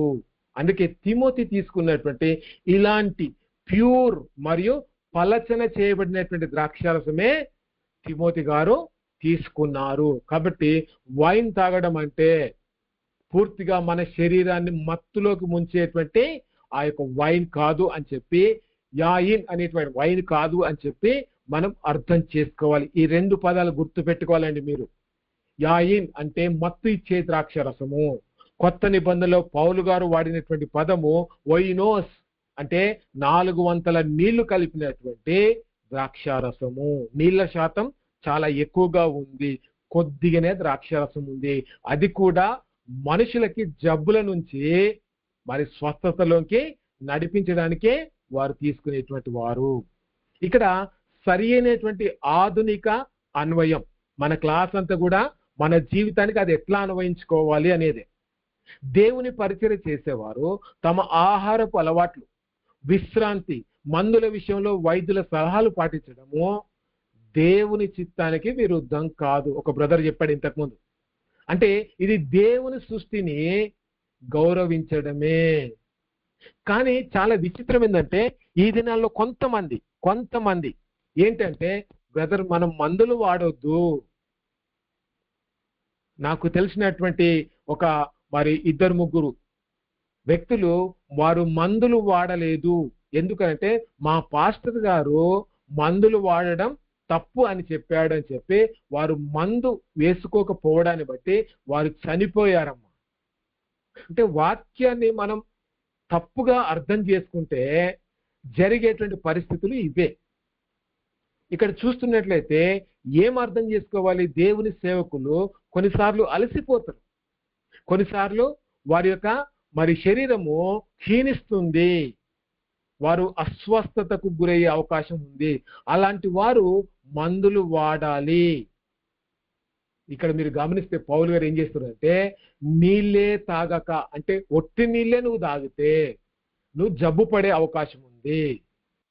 ఆ నీళ్ళలో కొంచెము ద్రాక్షరసము కలుపుకొని కొంచెం మాత్రమే నువ్వు తీసుకుంటే అది నీ ఆరోగ్యానికి మేలు అనేటువంటి మాటని పౌలు గారు చెప్తే, ఈ వచనాన్ని చాలా మంది తమకు అనుకూలంగా ఇష్టమైన రీతిగా దాన్ని వక్రీకరించి మాట్లాడేటువంటి ప్రయత్నం చేశారు. కాబట్టి క్రైస్తవులు మందులు వాడొచ్చండి, మందులు వాడడం తప్పు కాదు అనే విషయాన్ని ఈ వచనం మనకి స్పష్టం చేస్తుంది. ఇక్కడ చూస్తున్నట్లయితే మరొక సమస్య ఉందండి, దయచేసి అన్మ్యూట్ చేసుకొని మాట్లాడండి. 1 కొరింథీ పత్రిక 11:3 మనం ఇక్కడ ఒక సమస్యను చూస్తూ ఉంటాం. ఏంటి అంటే సంఘంలో స్త్రీలు మాట్లాడొచ్చా మాట్లాడకూడదా అని ఇంతకుముందు మనం 1-2 సార్లు దీని గురించినటువంటి సందర్భాన్ని మనం తీసుకొచ్చాం. ఇక్కడ చూసినట్టయితే కొరింథీ పత్రికలో మరి పౌలు గారు రాష్ట్రం ఏంటంటే ప్రతి పురుషునికి శిరస్సు క్రీస్తనియు, స్త్రీకి శిరస్సు పురుషుడనియు, క్రీస్తునకు శిరస్సు దేవుడనియో మీరు తెలుసుకొనవలెను. ఏం చెప్తున్నాడు పౌలు గారు అంటే స్త్రీకి శిరస్సు పురుషుడే, పురుషునికి శిరస్సు క్రీస్తే, అయితే క్రీస్తుకు కూడా శిరస్సు దేవుడే అనేటువంటి ఒక క్రమాన్ని ఆయన తీసుకొచ్చేటువంటి ప్రయత్నం చేస్తున్నాడు. ఈ క్రమాన్ని బట్టి అమ్మా మనం గమనిస్తా ఉన్నట్లయితే ఏం అర్థం చేసుకుంటున్నాం, ఈ వచనం మనకి ఎట్లా అర్థం అవుతుంది, అన్మ్యూట్ చేసుకొని మాట్లాడండి. ఈ సందర్భం దేని గురించి? సార్ లోబడుట గురించి అని అనుకుంటున్నా సార్. రైట్ అమ్మా, ఓకే. అంటే స్త్రీ పురుషునికి లోబడాలి, స్త్రీ పురుషులు ఇద్దరు కలిసి క్రీస్తుకు లోబడాలి. క్రీస్తు కూడా తన విధేయత వల్ల దేవుని గురించి ఎబ్రిలో ఉంటది విధేయత చూపించినాడు అని చెప్పి. కాబట్టి యేసుక్రీస్తు ఎట్లయితే విధేయత చూపించడం మనం స్త్రీ పురుషులు కలిసి క్రీస్తుకు విధేయత చూపించాలని అర్థమైంది. Okay, thank you. ఇంకా decision implementation, decision making implementation. Decision making. Okay okay. ఇంకా అలా ఆధిక్యం అంటే అధికారం గురించి సార్. పురుషునికి శిరస్సు క్రీస్తు ఎలా అయితే ఉంటే మనము లోబడి ఉంటున్నామో, స్త్రీకి కూడా పురుషుడు శిరస్సు అయి ఉన్నాడు కాబట్టి లోబడి ఉండండి అని చెప్పటంలో అర్థం ఉంది సార్. అంటే పురుషుడికి స్త్రీ లోబడి ఉండాల్సిందే. మనం లోబడి అనకుండా విధేయత అంటే బాగుంటుంది అయ్యా. లోబడం అనకుండా విధేయత అంటే బాగుంటుంది. విధేయత. ఓకే ఓకే ఓకే అండి. బ్రదర్ గౌరవించాలి అని ఏ రీతిగా శిరస్సు అని చెప్పారు కదా. సో ఏమని చెప్తారంటే పురుషునికి శిరస్సు క్రీస్తు. సో తప్పకుండా క్రీస్తుని గౌరవించాలి. స్త్రీకి శిరస్సు పురుషుడు, స్త్రీ పురుషుడిని గౌరవించాలి, పురుషుడు స్త్రీని గౌరవించాలి. క్రీస్తుకు శిరస్సు దేవుడు కాబట్టి క్రీస్తు కూడా తండ్రి అయినటువంటి దేవుడిని ఆయన గౌరవించి ఆయన ఇచ్చినటువంటి బాధ్యతను అంతటి కూడా నెరవేర్చి ఉంటున్నాడు. సో శిరస్సు మాత్రాన లోబడమని కాదు, లోబడమని కాదు కానీ విధేయత చూపించాలి అని కాదు కానీ ఒకరిని ఒకరు గౌరవించుకోవాలి అనేది ఇందులో ఉన్నటువంటి సత్యం నాకు అర్థమవుతుంది. చెప్పండి. ప్రతి ఒక్కరు కూడా శాశ్వత కాలంగా వినయ విధేయతతో ఉండాలని అనుకుంటున్నాను. వినయ విధేయతతో ఉండాలి. అవును సార్. Okay right. ఇంకా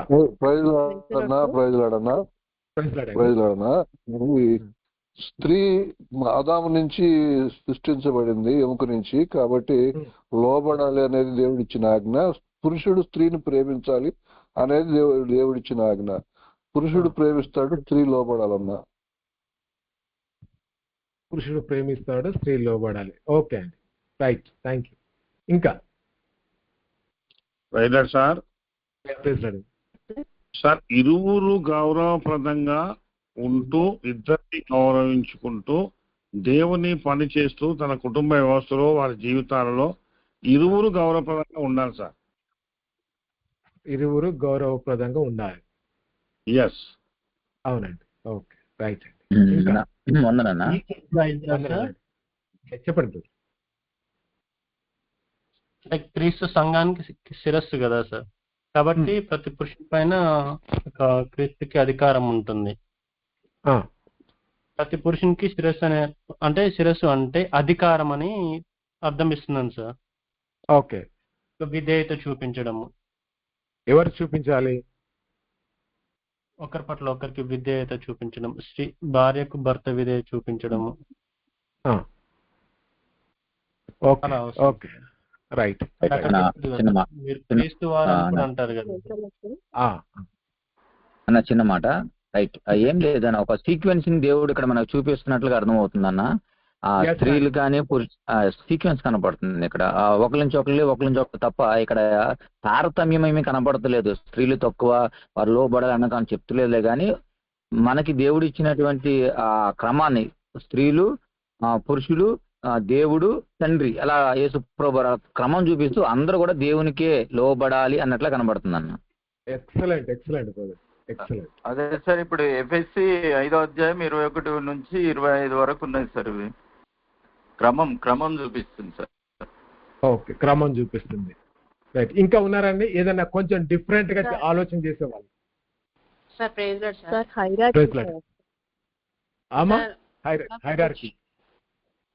హైరార్కీ సార్, తండ్రి అయిన దేవునికి కుమారుడైన క్రీస్తు లోబడినట్లుగా కుమారుడైన క్రీస్తుకి పురుషుడు లోబడాలి, ఆ పురుషుడికి స్త్రీ లోబడాలి. అదొక హైరార్కీ దేవుడు పెట్టాడు, అలా ఉండాలి. అలా క్రమం అప్పుడైనా ఇప్పుడైనా సరే. అది మీరు అన్నారు కదా సార్, అదో నిత్య సూత్రమా ఏదో అన్నారు కదా సార్, అలా అనిపించింది. ఓకే, ఓకే, ఓకే అమ్మా. హైరార్కీ అంటే కొంచెం హెచ్చు తగ్గులు ఏమైనా ఉంటాయా అమ్మా? సార్ ఉండవు సార్. ఉండవా? Okay, right, right, right.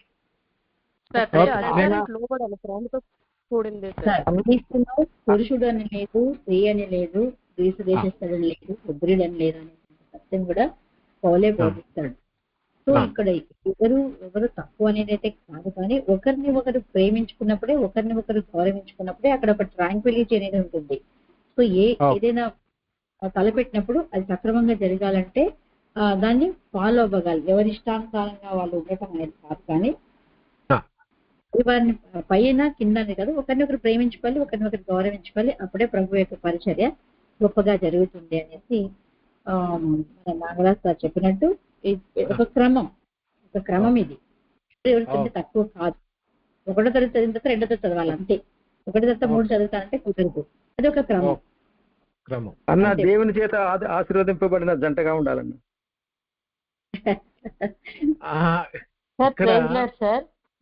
చెప్పండి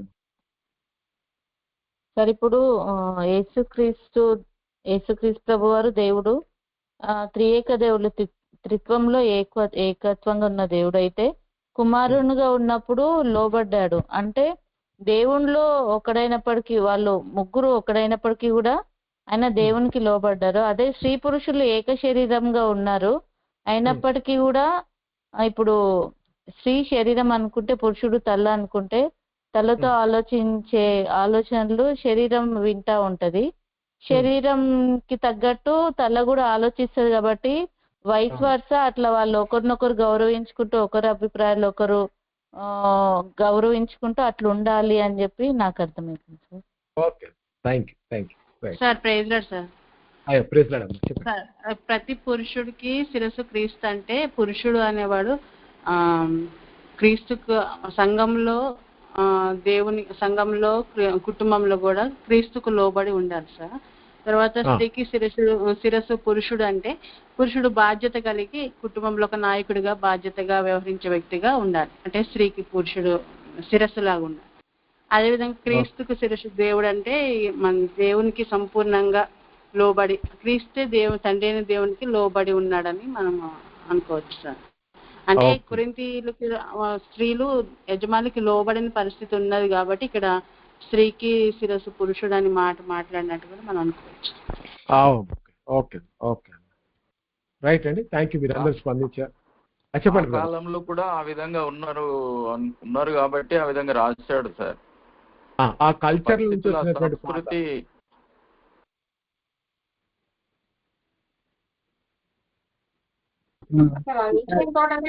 అన్న ఆధునిక కాలంలో అయితే స్త్రీలే డామినేట్ చేస్తుంటన్న ఎక్కువ. అన్ని చోట్ల కాదండి, అన్ని చోట్ల ఏం కాదు. లోపడటం అంటే తక్కువ కాదన్నా, లోపడటం అంటే తక్కువ కాదు, అది గౌరవప్రదంగా అంగీకరించటం.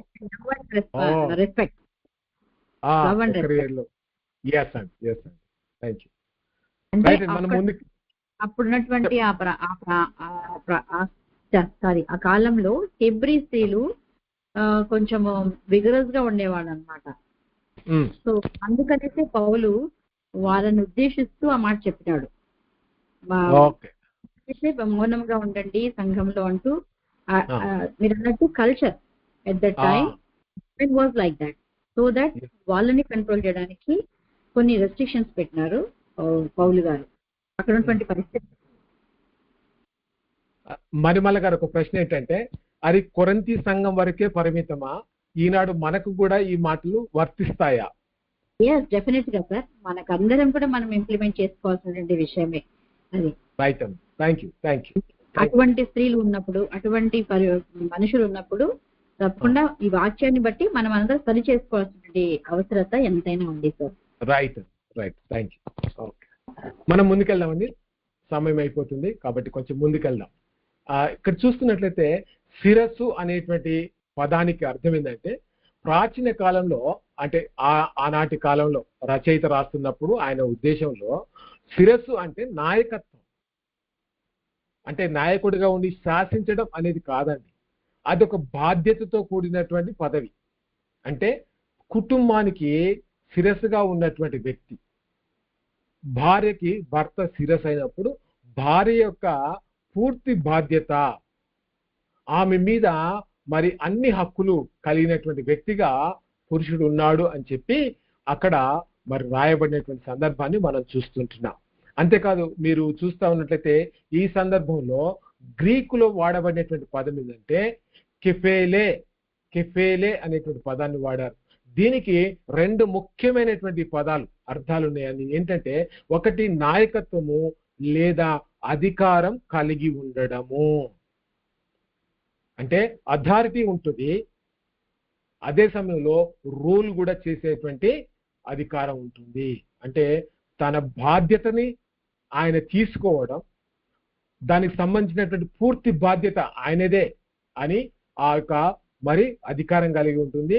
అదే సమయంలో వారిపైన ఆయన మరి నాయకత్వం కూడా చేసేటువంటి పరిస్థితి కూడా ఉంటుంది. ఈ రెండు పదాల యొక్క అర్థాన్ని ఇక్కడ మనం చూస్తుంటున్నాం.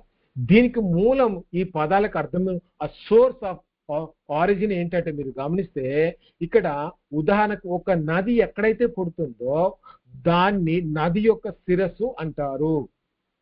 అంటే దాని యొక్క స్థానం, మొట్టమొదటి స్థానం ఎక్కడైతే ఉందో ఆ స్థానం నుంచే నది మొత్తం కూడా ప్రవహిస్తుంది. ఆ మొట్టమొదటిగా ఎక్కడైతే నది ప్రారంభమవుతుందో దాన్నే శిరస్సు అని చెప్పి ఆ కాలంలో పిలిచేటువంటి వారు. ఎందుకనంటే అదే ఈ యొక్క నది ప్రవాహానికి మూలం లేదా జీవ ఆధారం. కాబట్టి శరీరంలో మీరు గమనిస్తూ ఉన్నట్లయితే తల చాలా ప్రాముఖ్యమైనది, శిరస్సు అనేది చాలా ప్రాముఖ్యమైనది. ఆలోచిస్తుంది, ఆజ్ఞల్ని ఇస్తా ఉంటున్నది. అదే సమయంలో మరి అన్ని హావభావాలన్నీ కూడా మన శరీరం నుంచి లేకపోతే మన యొక్క శిరస్సు నుంచే మనము చూపించడానికి ప్రయత్నం చేయొచ్చు. ఇక్కడ మనం అర్థం చేసుకోవాల్సింది ఏంటంటే, అన్వయం ఎట్లా అన్వయించుకోవాలి? మనకి పురుషునికి క్రీస్తు, స్త్రీకి పురుషుడు, క్రీస్తుకి దేవుడు. అక్కడ శిరస్సు అయి ఉన్నాడు, కెఫెలే అయి ఉన్నాడు అనే మాటని పౌలు గారు రాశారు. క్రీస్తు తండ్రి అనేటువంటి దేవునికి లోబడినట్టుగానే స్త్రీ పురుషునికి లోబడాలి. ఇక్కడ గమనించాల్సినటువంటి గ్రీకు పదాన్ని మీరు గమనిస్తే ఏంటి, ఇక్కడ చూస్తున్నట్లయితే మనము స్పష్టంగా గ్రీకు పదం ఏం రాశాడంటే హిపోటాక్సే అనేటువంటి పదాన్ని ఆయన వాడారు. హిపోటాక్సే అంటే దాని అర్థం ఏంటంటే క్రమబద్ధమైనటువంటి స్థితిలో లోబడడం. ఒక క్రమం అనేది ఉంటుందండి, ఆ క్రమమైనటువంటి పద్ధతిలోనే లోబడడం అనేది జరగాలి. అదే సమయంలో ఈ యొక్క లోబడేటువంటి క్రమంలో మీరు గమనించాలి, హోదాలో తక్కువతనాన్ని చూపించదు. అంటే స్త్రీ తక్కువ, పురుషుడు ఎక్కువ అనే భేద అభిప్రాయము కనిపించదండి. ఇద్దరు కూడా ప్రేమ కలిగి ఒకరికి ఒకరు దేవుడిచ్చినటువంటి పనులలో వారు కలిసి ముందుకు సాగడానికి మరి ఉన్నటువంటి ఆ యొక్క సంబంధాన్ని ఈ యొక్క క్రమమైనటువంటి పద్ధతిలో లోబడడం అనేటువంటి మాటతో మనం అర్థం చేసుకోవాలి. దీన్ని బట్టి బైబిల్ చెప్పేది లోబడడం అనేది ఎక్కడ కూడా తక్కువతనాన్ని చూపించదు. అంటే పురుషుడు నేను పురుషుణ్ణి, దేవుడు నాకు అధికారం ఇచ్చాడు, నువ్వు నా మాట వినాల్సిందే, లేకపోతే లేదు అంటే అంత ఏమంటారంటే అంత ఆ దేవుడిచ్చినటువంటి వాక్యాన్ని మనం తప్పుగా అర్థం చేసుకున్నట్టే. అఫ్కోర్స్ కుటుంబంలో కొన్ని బాధ్యతలు ఉంటాయి. దేవుని ఎదుట స్త్రీ పురుషులు ఇద్దరు కూడా సమానమైనటువంటి విలువ, గౌరవం కలిగినటువంటి వారే. ఇప్పటిదాకా మరి సిస్టర్స్ చాలా మంది చెప్పారు, ఇద్దరు కూడా సమానమైనటువంటి గౌరవం, సమానమైనటువంటి విలువ ఇద్దరికీ ఉంది. దేవుని దృష్టిలో ఇద్దరు కూడా సమానులే, హెచ్చు తగ్గులు అనేటివి ఎక్కడా లేవు. కానీ వారి విధులు అంటే వారు చేసేటువంటి పనులలో, వారికి ఇచ్చినటువంటి బాధ్యతలో కొంత తేడా ఖచ్చితంగా ఉంది అని మనం అర్థం చేసుకోవాలి. అంటే స్త్రీకి ఇచ్చినటువంటి బాధ్యత, పురుషునికి ఇచ్చినటువంటి ఆ బాధ్యత, దాన్ని వారు వారి వారి క్రమంలో నిర్వహిస్తున్నప్పుడు, దేవుడు వారికి ఇచ్చినటువంటి బాధ్యతలు వారు నెరవేరుస్తూ ఉంటున్నప్పుడు ఆ ఇద్దరి మధ్య ఉన్నటువంటి ఆ యొక్క మరి సంబంధాన్ని మనం చూస్తూ ఉన్నట్లయితే ఇక్కడ వారు క్రమమైనటువంటి పద్ధతిలో ఒకరి ఎడల ఒకరు మరి ప్రేమ కలిగి ఉంటూ, ఒకరిని ఒకరు గౌరవించుకుంటూ సమానమైనటువంటి స్థితిలో ఉన్నారు అనేది మనం అర్థం చేసుకోవాలి. కాబట్టి నాయకత్వం అంటే ఒక్కరిదే నాయకత్వం, వారు చెప్పిందే వినాలి అని శాసించేటువంటి అధికారం కాదు. నాయకుడు ప్రజల మాట వినాలి, ప్రజలు నాయకుని మాట వినాలి. అప్పుడే ఒక వ్యవస్థ సక్రమంగా నడుస్తుంది. అంతే కుటుంబంలో కూడా మీరు గమనిస్తూ ఉన్నట్లయితే పురుషుడు స్త్రీ ఇద్దరు కూడా కలిసి కట్టుగా ఉండాలి. చేసేటువంటి పనులు, దేవుడిచ్చినటువంటి బాధ్యతలు వారు వేరువేరుగా పంచుకున్నారు, వాటిని క్రమమైనటువంటి పద్ధతిలో చేయాలి అని మనం నేర్చుకుంటాం. అంతేకాదు మీరు గమనిస్తూ ఉంటే కల్చరల్ ఫామ్ కూడా, అక్కడ ఉన్నటువంటి సాంప్రదాయ పద్ధతులను కూడా మనం గమనిస్తూ ఉన్నట్టయితే ఇక్కడ ఒక సమస్య ఉంది. మనం గతంలో చూస్తాం ఏంటంటే స్త్రీల కొరకు వాడినటువంటి వచనాలు 5-6 వచనాలలో మనం గమనిస్తూ ఉన్నట్టయితే ఇక్కడ మరి స్త్రీకి వాడినటువంటి పదంలో గ్రీకు పదాన్ని చూస్తే బోడితల. ఏ స్త్రీ బోడితలతో ఉంటుందో పౌలు గారు స్పష్టంగా తెలియజేశారు. ఇంగ్లీష్లో దాన్ని షేవ్డ్ అని చెప్పి రాశారు. అంటే ఏంటి ఆ షేవ్ అనేటువంటి మాటకు అర్థం ఏంటి అంటే గుండు గీయించుకోవడం, తల మీద వెంట్రుకలు లేకపోవడం.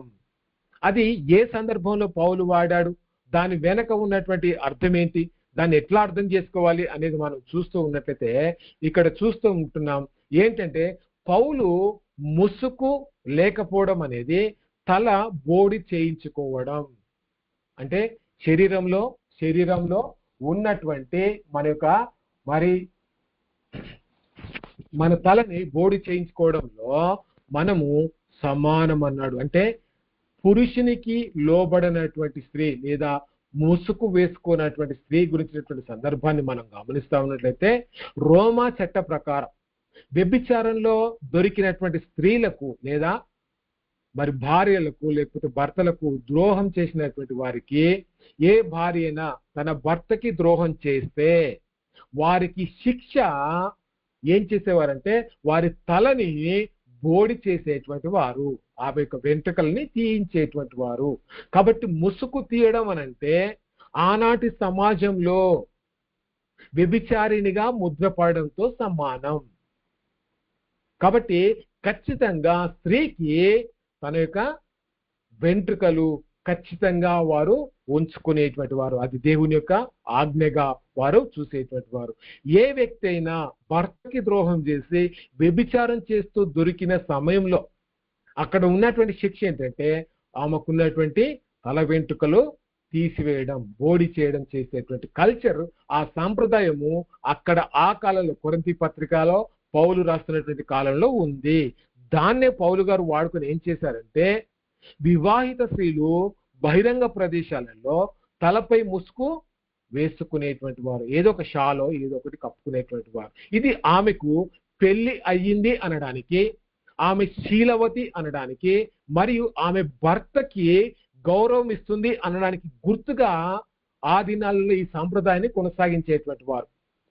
పెళ్లి అనేటువంటి స్త్రీ ముసుగు వేసుకోవడం, తన భర్తకి లోబడుతుంది అని సమాజానికి చూపించుకోవడం, అప్పుడు మిగిలిన వ్యక్తులు ఆమె వివాహ స్త్రీ అని గుర్తించడం, ఆమెను గౌరవించడం, ఆమెకు ఒక కుటుంబం ఉందని గౌరవించడం అక్కడ ఉన్నటువంటి కల్చర్.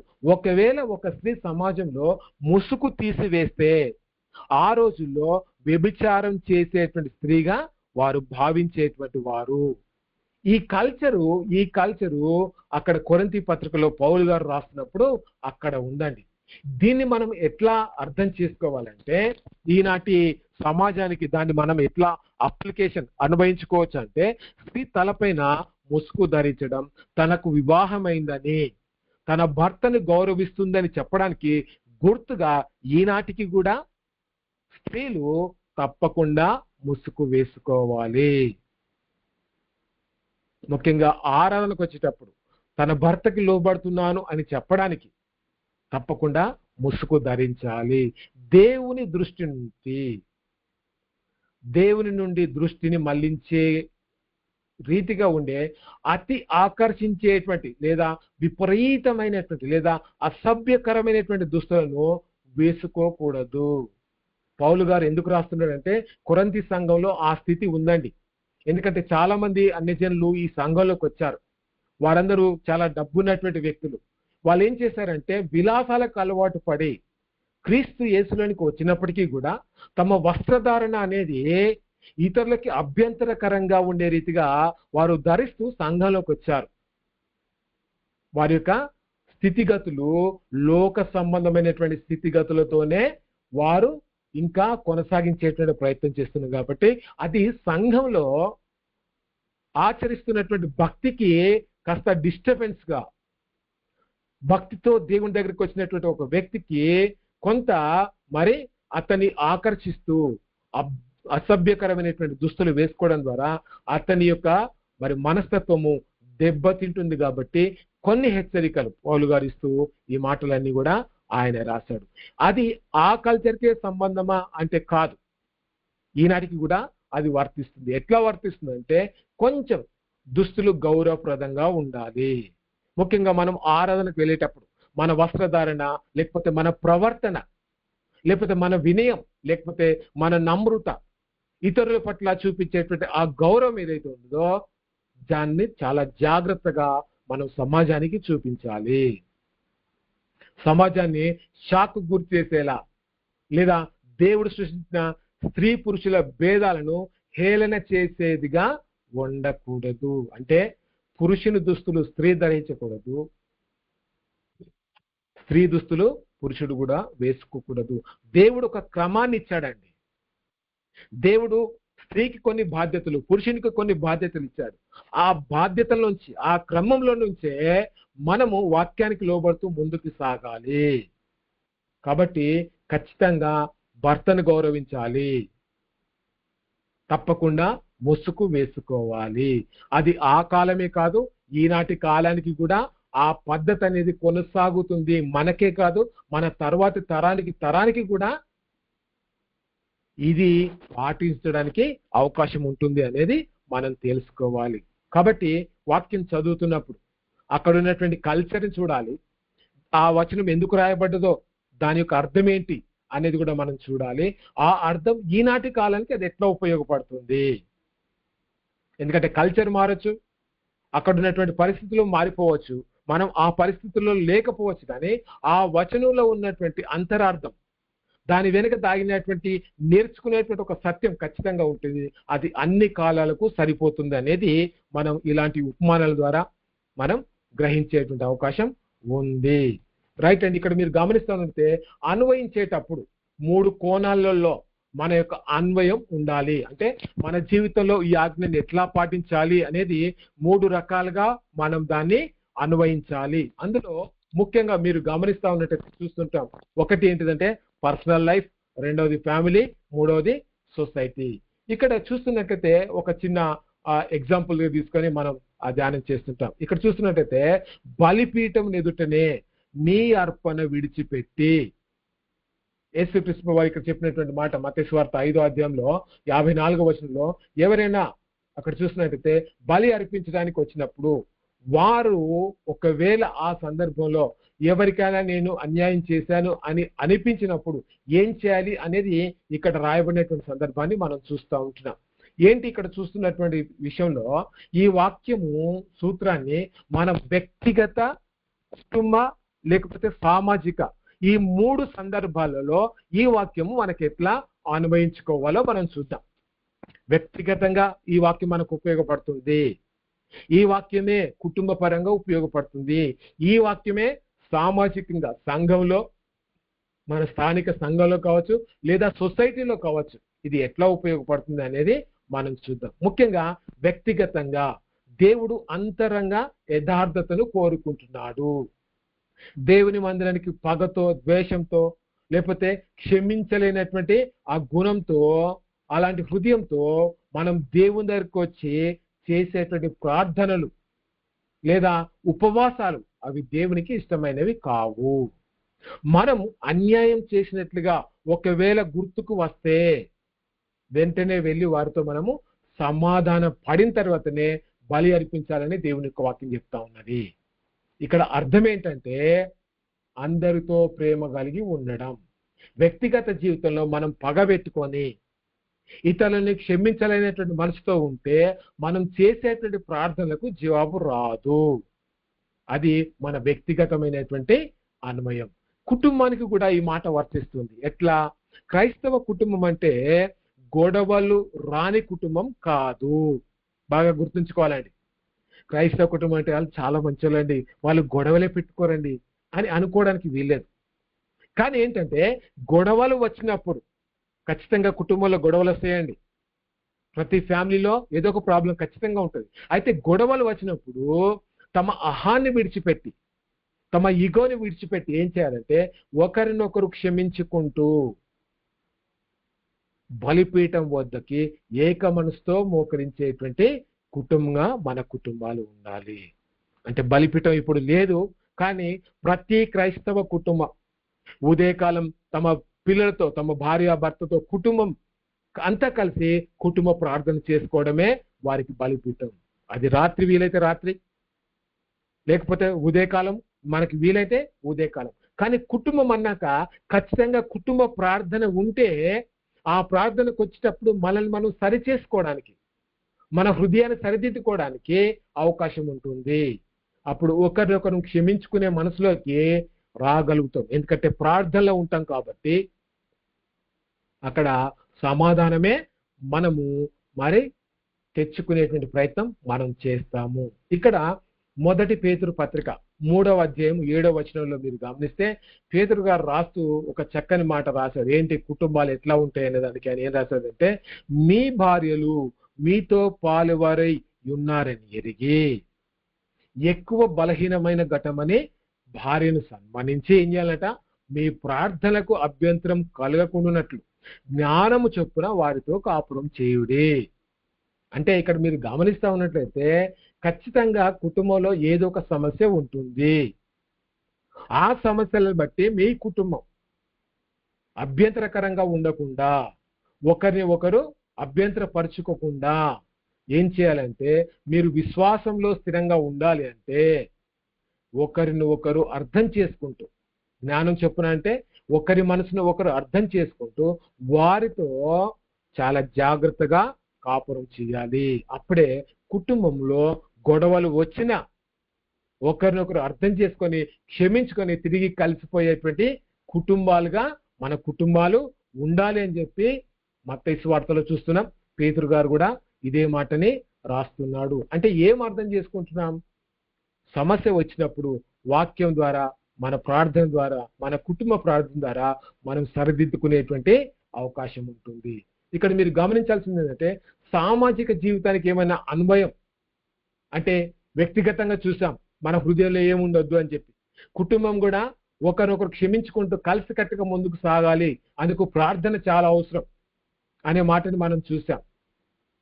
సంఘంలో సమాధానం, సంఘ సభ్యుల మధ్య లేదా తోటి విశ్వాసుల మధ్య విభేదాలు ఉన్నప్పుడు చర్చిలో పెద్ద పెద్ద పరిచర్యలు చేయడం కంటే ఒకరినొకరు క్షమించుకోవడం చాలా ముఖ్యం. దేవుని మందిరంలో ముఖ్యంగా హోలీ కమ్యూనియన్ మనం తీసుకుంటున్నప్పుడు, ప్రభు బల మనం తీసుకునేటప్పుడు ఆ ఆరాధన సఫలం కావాలి అంటే విశ్వాసుల మధ్య సమాధానం ఉండాలి. సంఘంలో 2 గ్రూపులుగా విడిపోయి ఒకరినొకరు మరి గాయపరుచుకుంటూ ఒకరినొకరు ద్వేషాన్ని పెంచుకుంటూ ఉండి వారు ప్రభు బలలో పాలు పొందుతున్నప్పుడు వారి మధ్య సమాధానం అనేది ఉండదు. దాని గురించే ఇక్కడ మత్తయ్య గారు రాస్తున్నాడు ఏంటంటే, ఒకవేళ అలాంటి అభ్యంతరకరమైనటువంటి మనసు నీకుంటే వెంటనే వెళ్ళి సమాధాన పడాలి అని చెప్పి చెప్తున్నట్టుగా మనం చూస్తుంటాం. ఇక్కడ సమాజంలో కూడా ఈ వచనం ఎట్లా ఉపయోగపడుతుంది? కులాలు, మతాలు, రాజకీయాల పేరుతో గొడవలు పెట్టేటువంటి వారుగా మనం ఉండకూడదు. అందరితో విడిపోయినటువంటి హృదయాలను కలిపేటువంటి సమాధానకర్తలుగా, సమాజానికి ఒక మంచి సందేశాన్ని, ఒక ప్రేమ మార్గాన్ని చూపించేటువంటి ఒక మంచి వ్యక్తులుగా మనం బ్రతకడానికి ప్రయత్నం చేయాలి అని చెప్పి, సమాజంలో కూడా మన పాత్ర ఉంది అని చెప్పి ఈ యొక్క వచనం మనకు తెలియజేస్తుంది. కాబట్టి ఒక వచనాన్ని మనం చదువుతున్నప్పుడు, అందులో దేవుడిచ్చినటువంటి ఆజ్ఞలు మనం చూస్తున్నప్పుడు అది మన అంతరంగానికి ఏమైనా సంబంధించిందా? దాన్ని మన హృదయంలో అనుభవించుకోవచ్చా? ఇదే మాట, ఇదే వచనం మన కుటుంబానికి ఎట్లా అనుభవించుకోవాలి? లేదా ఇదే మాట మన స్థానిక సంఘానికి ఎట్లా అనుభవించుకోవాలి? లేదా ఇదే మాట మన యొక్క సమాజంలో అంటే ఇతరుల మధ్య మనం బ్రతుకుతున్నప్పుడు ఎట్లా అనుభవించుకోవాలి అనేది మనం ఖచ్చితంగా చూడాలి. కాబట్టి ఈ దేవుని యొక్క వాక్యము మరి కుటుంబానికి కాదు, వ్యక్తిగతంగా కాదు, సమాజానికి, సంఘానికి కూడా అనుభవించుకునే రీతిగా మనం అర్థం చేసుకోవాలి.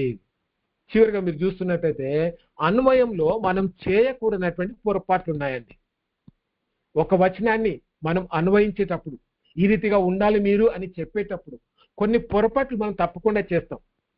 మీరు యూట్యూబ్లు వింటూ ఉండొచ్చు, మీరు టీవీలలో వాక్యం వింటూ ఉండొచ్చు, లేకపోతే మీకు నచ్చినటువంటి వ్యక్తుల ప్రసంగాలు మీరు వింటూ ఉన్నప్పుడు ఆ ప్రసంగాల్లో మీరు కొంచెం జాగ్రత్తగా పరిశీలన చేయాల్సినటువంటి ముఖ్యమైనటువంటి విషయాలు ఇందులో మనం చూస్తాం. ఇది ఈ ఈ ఈ ఈ సబ్జెక్ట్ మనం చూస్తున్నప్పుడు మీకు ఒక్కొక్క మరి టాపిక్ లో, ఒక్కొక్క సందర్భంలో ఒక్కొక్క వ్యక్తి మీకు గుర్తుకి తప్పకుండా వస్తుందండి. ఏంటి ఈ పొరపాట్లు? ఇలాంటి పొరపాట్లు మన ముందు ఎవరైనా చేస్తున్నారా? మనం చూస్తున్నటువంటి సేవకులలో ఇలాంటి పొరపాట్లు ఏమైనా మనం చూసే అవకాశం ఉందా అనేది గమనిద్దామండి. ఇక్కడ చూస్తున్నట్టయితే సందర్భోచితం కానిటువంటి వాదన, అవుట్ ఆఫ్ కాంటెక్స్ట్, వాళ్ళు ఏమంటారంటే ఇదే అది అని చెప్పి క్లైమ్ చేస్తూ ఉంటారు. అంటే ఏంటి? అక్కడ వాక్యము ఏ సందర్భంలో చెప్పబడిందో పక్కన పెట్టి మనసుకు నచ్చినట్లు దాన్ని వాడుకోవడం. దీన్ని ఏమంటారో చెప్తారా అండి? మనం ఇంతకుముందు క్లాసులలో విన్నామండి.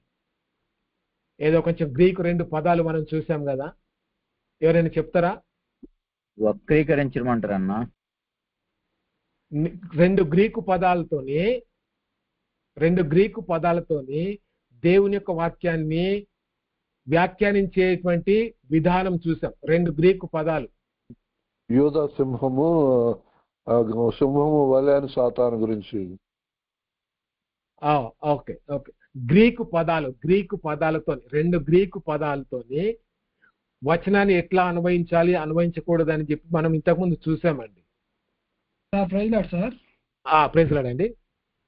గ్రీక్ పదాలు వచ్చేసరికి అపోపో ఫిలేయో అనుకోండి. కాదండి, ఐసి జీసస్ ఎక్సి జీసస్ అనేటువంటి మాటలు మనం విన్నామండి.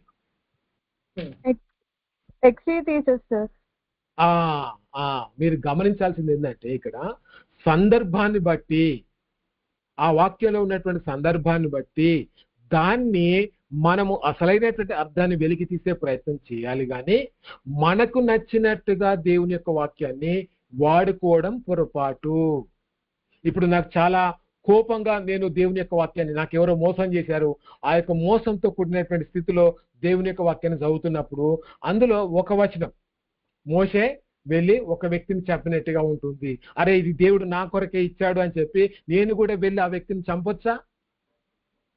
అది మనకు నచ్చిన రీతిగా వాడుకోవడం అవుతుంది, కానీ రచయిత ఆ ఉద్దేశంతో రాయలేదు అక్కడ.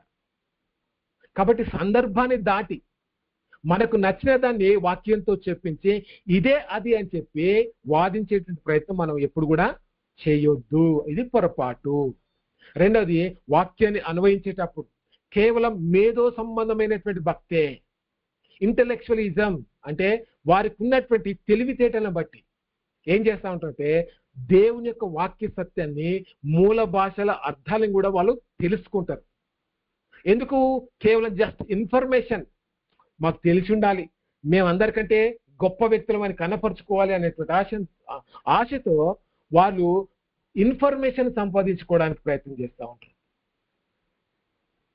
దాన్ని చదివి తర్వాత ఒక మంచి బుద్ధితో అర్థం చేసుకొని జీవితాన్ని మార్చుకోకపోవడం వారిలో చాలా మందిలో మనం చూస్తాం. ఇది మేధో సంబంధమైనటువంటి భక్తి. సిద్ధాంతాన్ని బాగా చర్చిస్తారు, బైబిల్ గురించి బాగా పట్టు ఉంటుంది, ఆ సందర్భం, ఆ సిద్ధాంతం, ఈ వచనం, ఆ వచనం, గ్రీకు హెబ్రీ పదాలు ఏంటి అనేది మొత్తం బైబిల్లో ఉన్నటువంటి సారాంశం అంతా కూడా, మర్మాలు కూడా వాళ్ళకి బాగా తెలిసినటువంటి వ్యక్తులకి కనిపిస్తూ ఉంటారు. కానీ జీవితంలో ఆ తెలుసుకున్నటువంటి ఆ సత్యాన్ని తమ అనుభవంలోకి వారు తెచ్చుకోరు. వీళ్ళని ఏమంటారంటే మేధో సంబంధమైనటువంటి భక్తి కలిగినటువంటి ప్రజలు. వీళ్ళ దగ్గర బాగా ఇన్ఫర్మేషన్ ఉంటుంది, కానీ అయ్యా మీరు బైబిల్ గురించి ఇంత బాగా చెప్తున్నారు కదా, రక్షణ అంటే ఏంటో ఇంత బాగా చెప్తున్నారు కదా, ఎందుకు తాగి పడిపోతున్నారంటే మాత్రము దానికి సమాధానం వారు ఇవ్వలేరు. ఎందుకనంటే చదువుతున్నటువంటి ఆ లేఖన భాగం యొక్క ఉద్దేశాన్ని తమ జీవితంలో వారు అనుభవంలోకి తెచ్చుకోకపోవడం అనేది జరుగుతుంది. ఇది వారు చేసేటువంటి పొరపాటు. మూడవది మీరు గమనిస్తే రూపక అన్వయం, అతి ఆత్మీయత. ప్రతి వచనం బ్రదర్ ఇది అదే, బ్రదర్ వాక్యంలో ఉన్నది ఇదే అని చెప్పి అక్కడ జరుగుతున్నటువంటి సంఘటనకు సంబంధం లేకుండా అతి ఆత్మీయత దానికి మరి అనుకరించి ఏం చేస్తూ ఉంటారంటే చాలా గొప్పగా వాక్యం చెప్పే ప్రయత్నం చేస్తూ ఉంటారు, వాక్యాన్ని అర్థం చేసుకునే ప్రయత్నం చేస్తూ ఉంటారు. ఒక పాస్టర్ గారు ఆ వాక్యాన్ని బోధిస్తూ ఏమన్నాడంటే, యేసు ప్రభు వారు ఆయన మరి శిరసై ఉన్నాడు, సంఘము మరి ఆయన భార్య, కాబట్టి భార్యకి మీసాలు ఉండకూడదు, అందుకే పాస్టర్లందరూ తమ యొక్క మూతికి ఉన్నటువంటి మీసాలు ఖచ్చితంగా తీసుకోవాలి. ఇది ఏమన్నా వాక్యానుసారమైనటువంటి అన్వయమేనా? అక్కడ అతి చేయడం అన్నమాట. అంటే వాక్యంలో ఏం చెప్పబడిందో దాన్ని మనం సరైన రీతిగా అర్థం చేసుకోకుండా అతి ఆత్మీయతలోనికి మనము దాన్ని మార్చేటువంటి ప్రయత్నం కూడా మనం చేయదు. దాన్నే అల్గరైజేషన్ అంటారు. ఇది ఎక్కువగా మనం చూస్తున్నటువంటి వ్యాఖ్యానము. ప్రసంగాలన్నీ కూడా ఎక్కువ ప్రసంగాలు ఈ యొక్క అల్గారిజం అనేటువంటి మాట ఏంటంటే ప్రతి పదానికి ఒక ఆత్మీయ అర్థాన్ని వెతికే ప్రయత్నం చేస్తారు. అతడు నడుచుకుంటూ వెళ్తున్నాడు అంటే దాంట్లో ఏదో ఆత్మీయత ఉంది అని అనుకోవడం, రాయి బోర్లిపబడ్డది అంటే దాని వెనక ఏదో ఆత్మీయ అర్థం ఉంది అని చెప్పి అనుకుంటా ఉంటాం. చూద్దామండి, దాని గురించి కూడా ముందుకు వెళ్ళే కొద్దీ మనం చూద్దాం. వాక్యానికి ఉన్నటువంటి ప్రత్యక్షత, స్పష్టమైన అర్థాన్ని వదిలేసి ప్రతి పదానికి ఒక ఊహాజనిత మన ఊహకు వచ్చింది లేదా ఆత్మీయ రూపకాన్ని ఆపాదించడం, మిస్టికల్ మీనింగ్, అర్థం కానటువంటి, మనం ఇప్పటి వరకు చూడనటువంటి ఒక గొప్ప అర్థాన్ని మనం చూస్తున్నటువంటి లేఖనానికి ఆపాదించడం. గొప్ప అర్థం బ్రదర్ ఇది అని చెప్పి చెప్పేటువంటి ప్రయత్నం చేయడం. నేను హైదరాబాద్లో ఒక బ్రదర్ని కలిసినప్పుడు ఆయన ఏం చెప్తున్నాయంటే, ప్రతి పుస్తకాల నుంచి ఒక ఆత్మీయ అర్థం ఉంది బ్రదర్. చూడండి 12వ అధ్యాయము 12వ వచనము, ఆ 12వ వచనంలో 12 అనేటువంటి అక్షరం కూడా ఉంది బ్రదర్. ఇది ఎంత గొప్ప అర్థం బ్రదర్ అని చెప్తాడు. దానివల్ల ప్రయోజనం ఏంటి? రచయిత ఏ ఉద్దేశంతో రాశాడు? అసలు రచయిత రాస్తున్నప్పుడు అధ్యాయాలు వచనాలు లేవండి.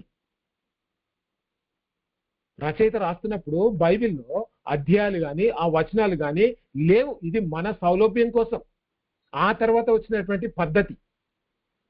కానీ మనము దాంట్లో కూడా అతి చేసి ఏదో గొప్ప మర్మం ఉందని చెప్పేటువంటి ప్రయత్నం మనం చేస్తాం. సాంస్కృతిక ప్రక్షేపణము అంటే కల్చరల్ ప్రొజెక్షన్. ఇక్కడ చూస్తున్నట్లయితే ఆనాటి బైబిల్ సంస్కృతిని అర్థం చేసుకోకుండా నేటి ఆధునిక సంస్కృతిని లేదా మన సొంత ఆచారాలను ఆ వాక్య వచనాలపై రుద్దడం. ఈ మధ్య మీరు చూస్తున్నట్టయితే కరోనా వైరస్ వచ్చింది. ఒక బ్రదర్ చెప్తూ, బ్రదర్ కరోనా గురించి బైబిల్లో ముందే రాసింది బ్రదర్ అని చెప్పాడు.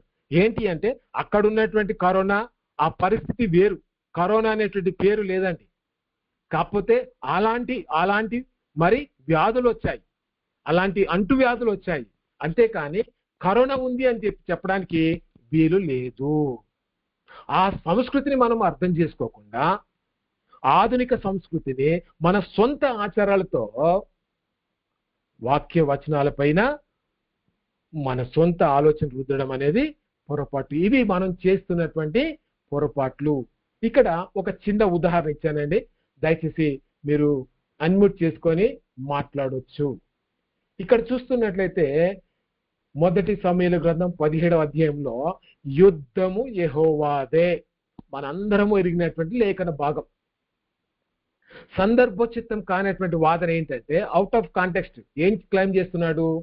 జరిగేటువంటి పొరపాటు ఏంటంటే చాలా మంది ఈ వృత్తాంతాన్ని ఒక అండర్ డాగ్ అంటే ఒక బలహీనుడు బలవంతుడిపై సాధించిన గొప్ప విజయం అని ఈ యొక్క కథను చెప్పేటువంటి ప్రయత్నం చేస్తారు. బలహీనుడు అంటే దావీదు, బలవంతుడు అంటే ఎవరండి? గొల్యాతు. ఇది మనకు తెలిసినటువంటి స్టోరీ. కానీ నువ్వు కూడా దావీదు లాంటి వాడివే, నీ కష్టాలనేవి గొల్యాతు లాంటివి. ఈ గొల్యాతును నీ సొంత ధైర్యంతో నువ్వు జయించవచ్చు అని మనము సందర్భాన్ని వదిలిపెట్టి బోధించే ప్రయత్నం చేస్తాం. కానీ ఇక్కడ దావీదుని హీరోగా చూపించేటువంటి ప్రయత్నం చాలా మంది చేస్తూ ఉంటారు. నిజానికి ఈ కథలో హీరో ఎవరు అనేది మనం గమనిస్తా ఉన్నట్లయితే చూద్దామండి. ఇక్కడ సందర్భం నిజమైనటువంటి సందర్భం ఏంటంటే దావీదే అంటాడు, ఏంటి అయ్యా ఈ యుద్ధము యెహోవాదే, ఆయన మిమ్ముల్ని మా చేతికి అప్పగించును. ఎవరు ఆయన? దేవుడు. ఆ దేవుడే మిమ్మల్ని మా చేతికి అప్పగిస్తాడని కనబడుతున్నటువంటి వ్యక్తి మాట్లాడుతున్నప్పటికీ మనం ఏం చేస్తున్నామంటే దావీదు గొలియాతును జయించాడు, నువ్వు దావీదులాగా అంత బలం కలిగినటువంటి వాడివి, నువ్వు ఈ కష్టాలు జయిస్తావు అని చెప్పి అసందర్భంగా వాక్యాన్ని వక్రీకరించి మనం అతన్ని మరేం చేస్తున్నామంటే తప్పు అన్వయంలోకి నడిపిస్తా ఉన్నాం. కొంచెం వాక్యాన్ని ఇతరుల విషయంలో అన్వయించేటప్పుడు అక్కడ సందర్భాన్ని కూడా మనం చూడాలి. ఇక్కడ అసలైనటువంటి హీరో దావీదు కాదు, దేవుడే. ఎందుకంటే దేవుడు లేకపోతే దావీదు యుద్ధం చేసేవాడు కాదు, గొలియాతును చంపేవాడే కాదు. దావీదు దేవుని పైన ఆధారపడ్డాడు. ఆయనే మిమ్ముని మా చేతికి అప్పగించును అనే మాట ఆయన పలికాడు అని అంటే మీరు గమనించాలి, దావీదు కూడా దేవుని పైనే ఆధారపడ్డాడు. ఈ వాక్యము మన సొంత సామర్థ్యం గురించి కాదు, దేవుని నమ్మకత్వము, ఆయన నామ మహిమను గురించినటువంటి సందర్భం. కాబట్టి సందర్భాన్ని విడిచి ఎప్పుడు కూడా మనం వ్యాఖ్యానము చేయకూడదు. మొదటి నుంచి చెప్పుకుంటున్నటువంటి మరి పాఠం ఇదే. రెండవది మేధో సంబంధమైనటువంటి వివరణ. ఏంటి ఇక్కడ జరుగుతున్నటువంటి పొరపాటు అంటే, ఇక్కడ చూస్తున్నట్లయితే ఏలా లోయ అని బైబిల్లో మనం గమనిస్తున్నప్పుడు అది భౌగోళిక విస్తరణ ఎంత? గొలియాతు కవచం యొక్క బరువు 60 కేజీలు ఉండొచ్చు అని అనుకుంటాం. ప్రస్తుత కాలానికి దేనితో అది సమానం అనే దాని గురించి ఆలోచన మనకు వస్తుంది. దావీదు ఏ రకమైనటువంటి ఒడిసెలు వాడాడు, అలాంటి ఒడిసెలు ఇప్పుడు ఉన్నాయా, ఉంటే ఆ ఒడిసె నీవే అని చెప్పి మాట్లాడుతూ ఉంటాం. లేకపోతే బాలిస్టిక్ ఫిజిక్స్ ప్రకారము ఒక రాయి ఎంత వేగంతో వెళ్ళి ఉంటుంది గొలియాతును చంపడానికి, దావీదు ఎలాంటి రాయిని వాడాడు, దాని బరువు ఎంత, అది గొలియాతు యొక్క మరి తలలో దూరే అంత ఆ యొక్క వేగము నిజంగా దావీదు విసిరాడా. ఇదంతా కూడా ఇంటలెక్చువలిజం, మన మేధో సంబంధమైనటువంటి వివరంతో ఆధారపడి మాట్లాడుతుంది. ఇది కేవలం సైంటిఫిక్ హిస్టారికల్ విషయాలపైనే రీసెర్చ్ చేస్తారు. మనం ఏం చెప్పుకున్నామండి, మేధో సంబంధమైనటువంటి వివరణ ఇచ్చేటువంటి వ్యక్తులు హృదయంలో వారు నిజంగా దేవునికి లోబడే మనసు ఉండదు. జస్ట్ ఇన్ఫర్మేషన్, నేను తెలివిగల వాణ్ణి, బైబిల్ మర్మాలు నాకు మాత్రమే తెలుసు అనేటువంటి ఊహ వారిలో ఉంటుంది. వాళ్ళ యొక్క ఇంటలెక్చువల్ అనేది చాలా వేగంగా పనిచేస్తుంది, కానీ హృదయం మాత్రము దేవునికి దూరంగా ఉంటుంది. ఎలా నివారించాలి వీటిని?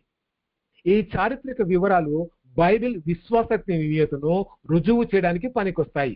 అవునండి, బైబిల్ ఇలా రాయబడ్డది వాస్తవమే అని చెప్పడానికి పనికొస్తాయి, కానీ అవి మాత్రము అన్వయానికి పనికిరావు.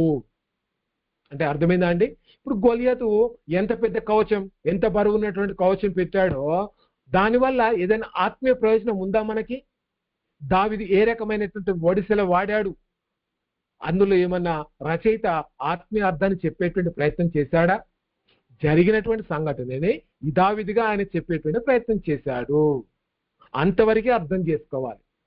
ఒడిసెల అంటే అది నువ్వే ఒడిసెల అని మనం అట్లా మనం మేధస్సును ఉపయోగించి దేన్ని పడితే దాన్ని అన్వయించుకొని మనం తప్పుడు అన్వయాలు చేయొద్దు.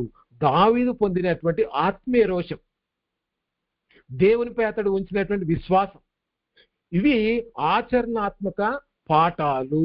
అది మన హృదయానికి మనం అన్వయించుకోవాలి. యుద్ధము యెహోవాదే అనేటువంటి ఆ స్టోరీలో మనం ఏం నేర్చుకోవచ్చు, పాటించే అంశం ఏంటి, మనం ఆచరించాల్సింది ఏంటంటే దావీదుకు ఉన్నటువంటి విశ్వాసం మనం కలిగి ఉండాలి.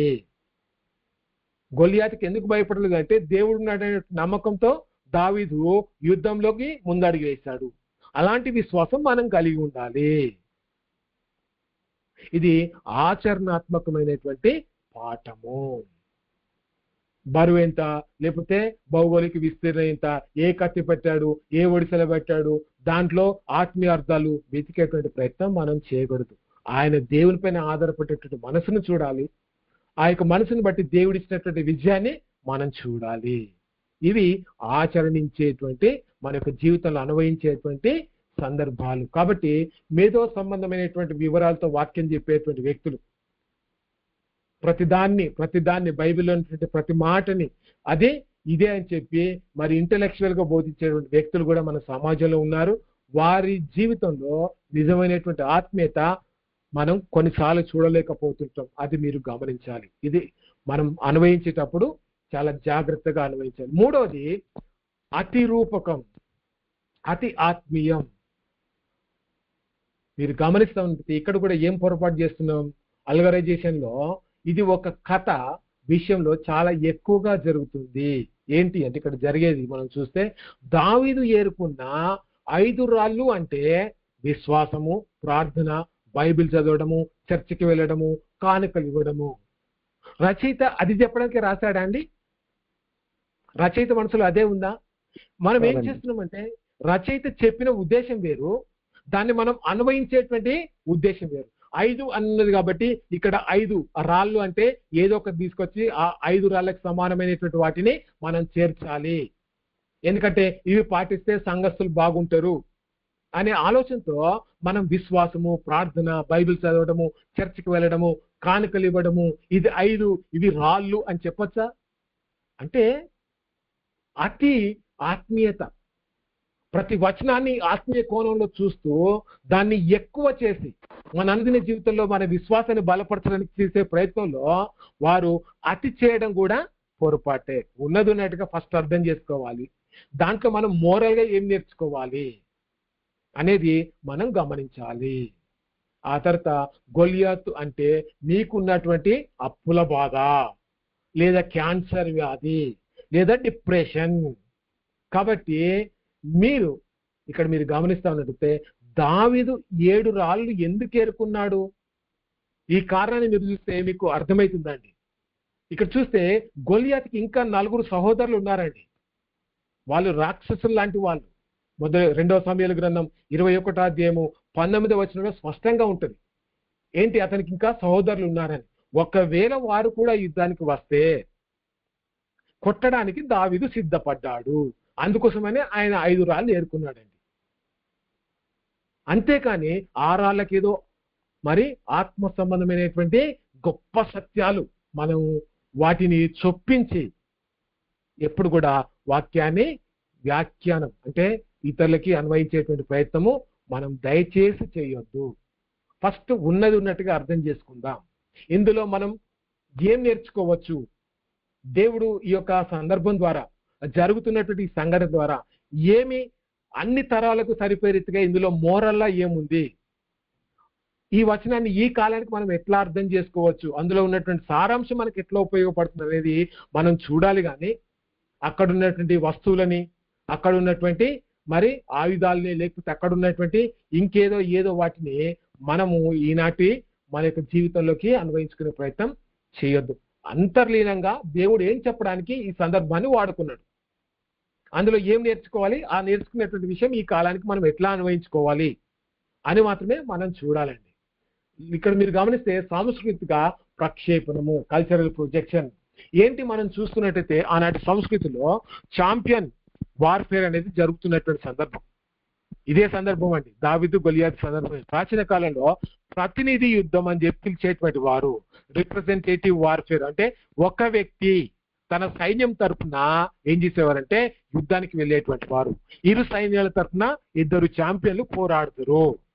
ఒకవేళ గొలియాతు గెలిస్తే ఫిలిస్తీన్లు అందరూ కూడా సంతోషించేటువంటి వారు. ఒకవేళ మరి దావీదు గెలిస్తే ఇశ్రాయేలులంతా కూడా వారు గెలిచినట్లుగా భావించేటువంటి వారు. దావీదు ఒంటరిగా పోరాడినప్పుడు అతడు ఇశ్రాయేలు ప్రజలందరి తరఫున ఒక రిప్రజెంటేటివ్, మీరు గమనించాలి, వారి తరఫున ఒక యోధునిగా యుద్ధంలోకి ఆయన వెళ్తున్నాడు. ప్రజలందరి తరఫున ప్రాణానికి తెగించి ఆయన నిలబడ్డాడు అనే విషయాన్ని మనం అర్థం చేసుకోవాలి. ఇప్పుడు కూడా సంఘంలో ఏదైనా సమస్య వచ్చినప్పుడు మనం ఒకవేళ ముందుకు వెళితే అక్కడ ఉన్నటువంటి సమాజానికి మనము రిప్రజెంటేటివ్ గా మనం ఉంటాము. సరి అయినటువంటి క్రైస్తవ అన్వయం ఎట్లా చేయాలి? క్రైస్టోసెంట్రిక్ కనెక్షన్, క్రీస్తు కేంద్రితమైనటువంటి సంబంధము. ఈ ప్రతినిధి సంస్కృతిని బట్టి చూస్తే ఈ కథలో మనం దావీదు స్థానంలో లేమండి. భయంతో వణికిపోతున్నటువంటి ఇశ్రాయేలు స్థానంలో మనం ఉండొచ్చు. మన తరపున పాపము లేకపోతే మరణం అనేది ఒక గొలియాతుని అంటే అంత మనం జయించలేనటువంటి స్థాయిలో ఉన్నటువంటి పాపము, మరణంగా గొలియాతును మనం తీసుకోవచ్చు. ఎందుకంటే అవి మన జీవితంలో మనం జయించడానికి అసాధ్యము. కాకపోతే ఇక్కడ చూడాల్సింది ఏంటంటే నిజమైనటువంటి దావీదు మహా ఛాంపియన్ ఎవరంటే యేసుక్రీస్తు ప్రభువారు.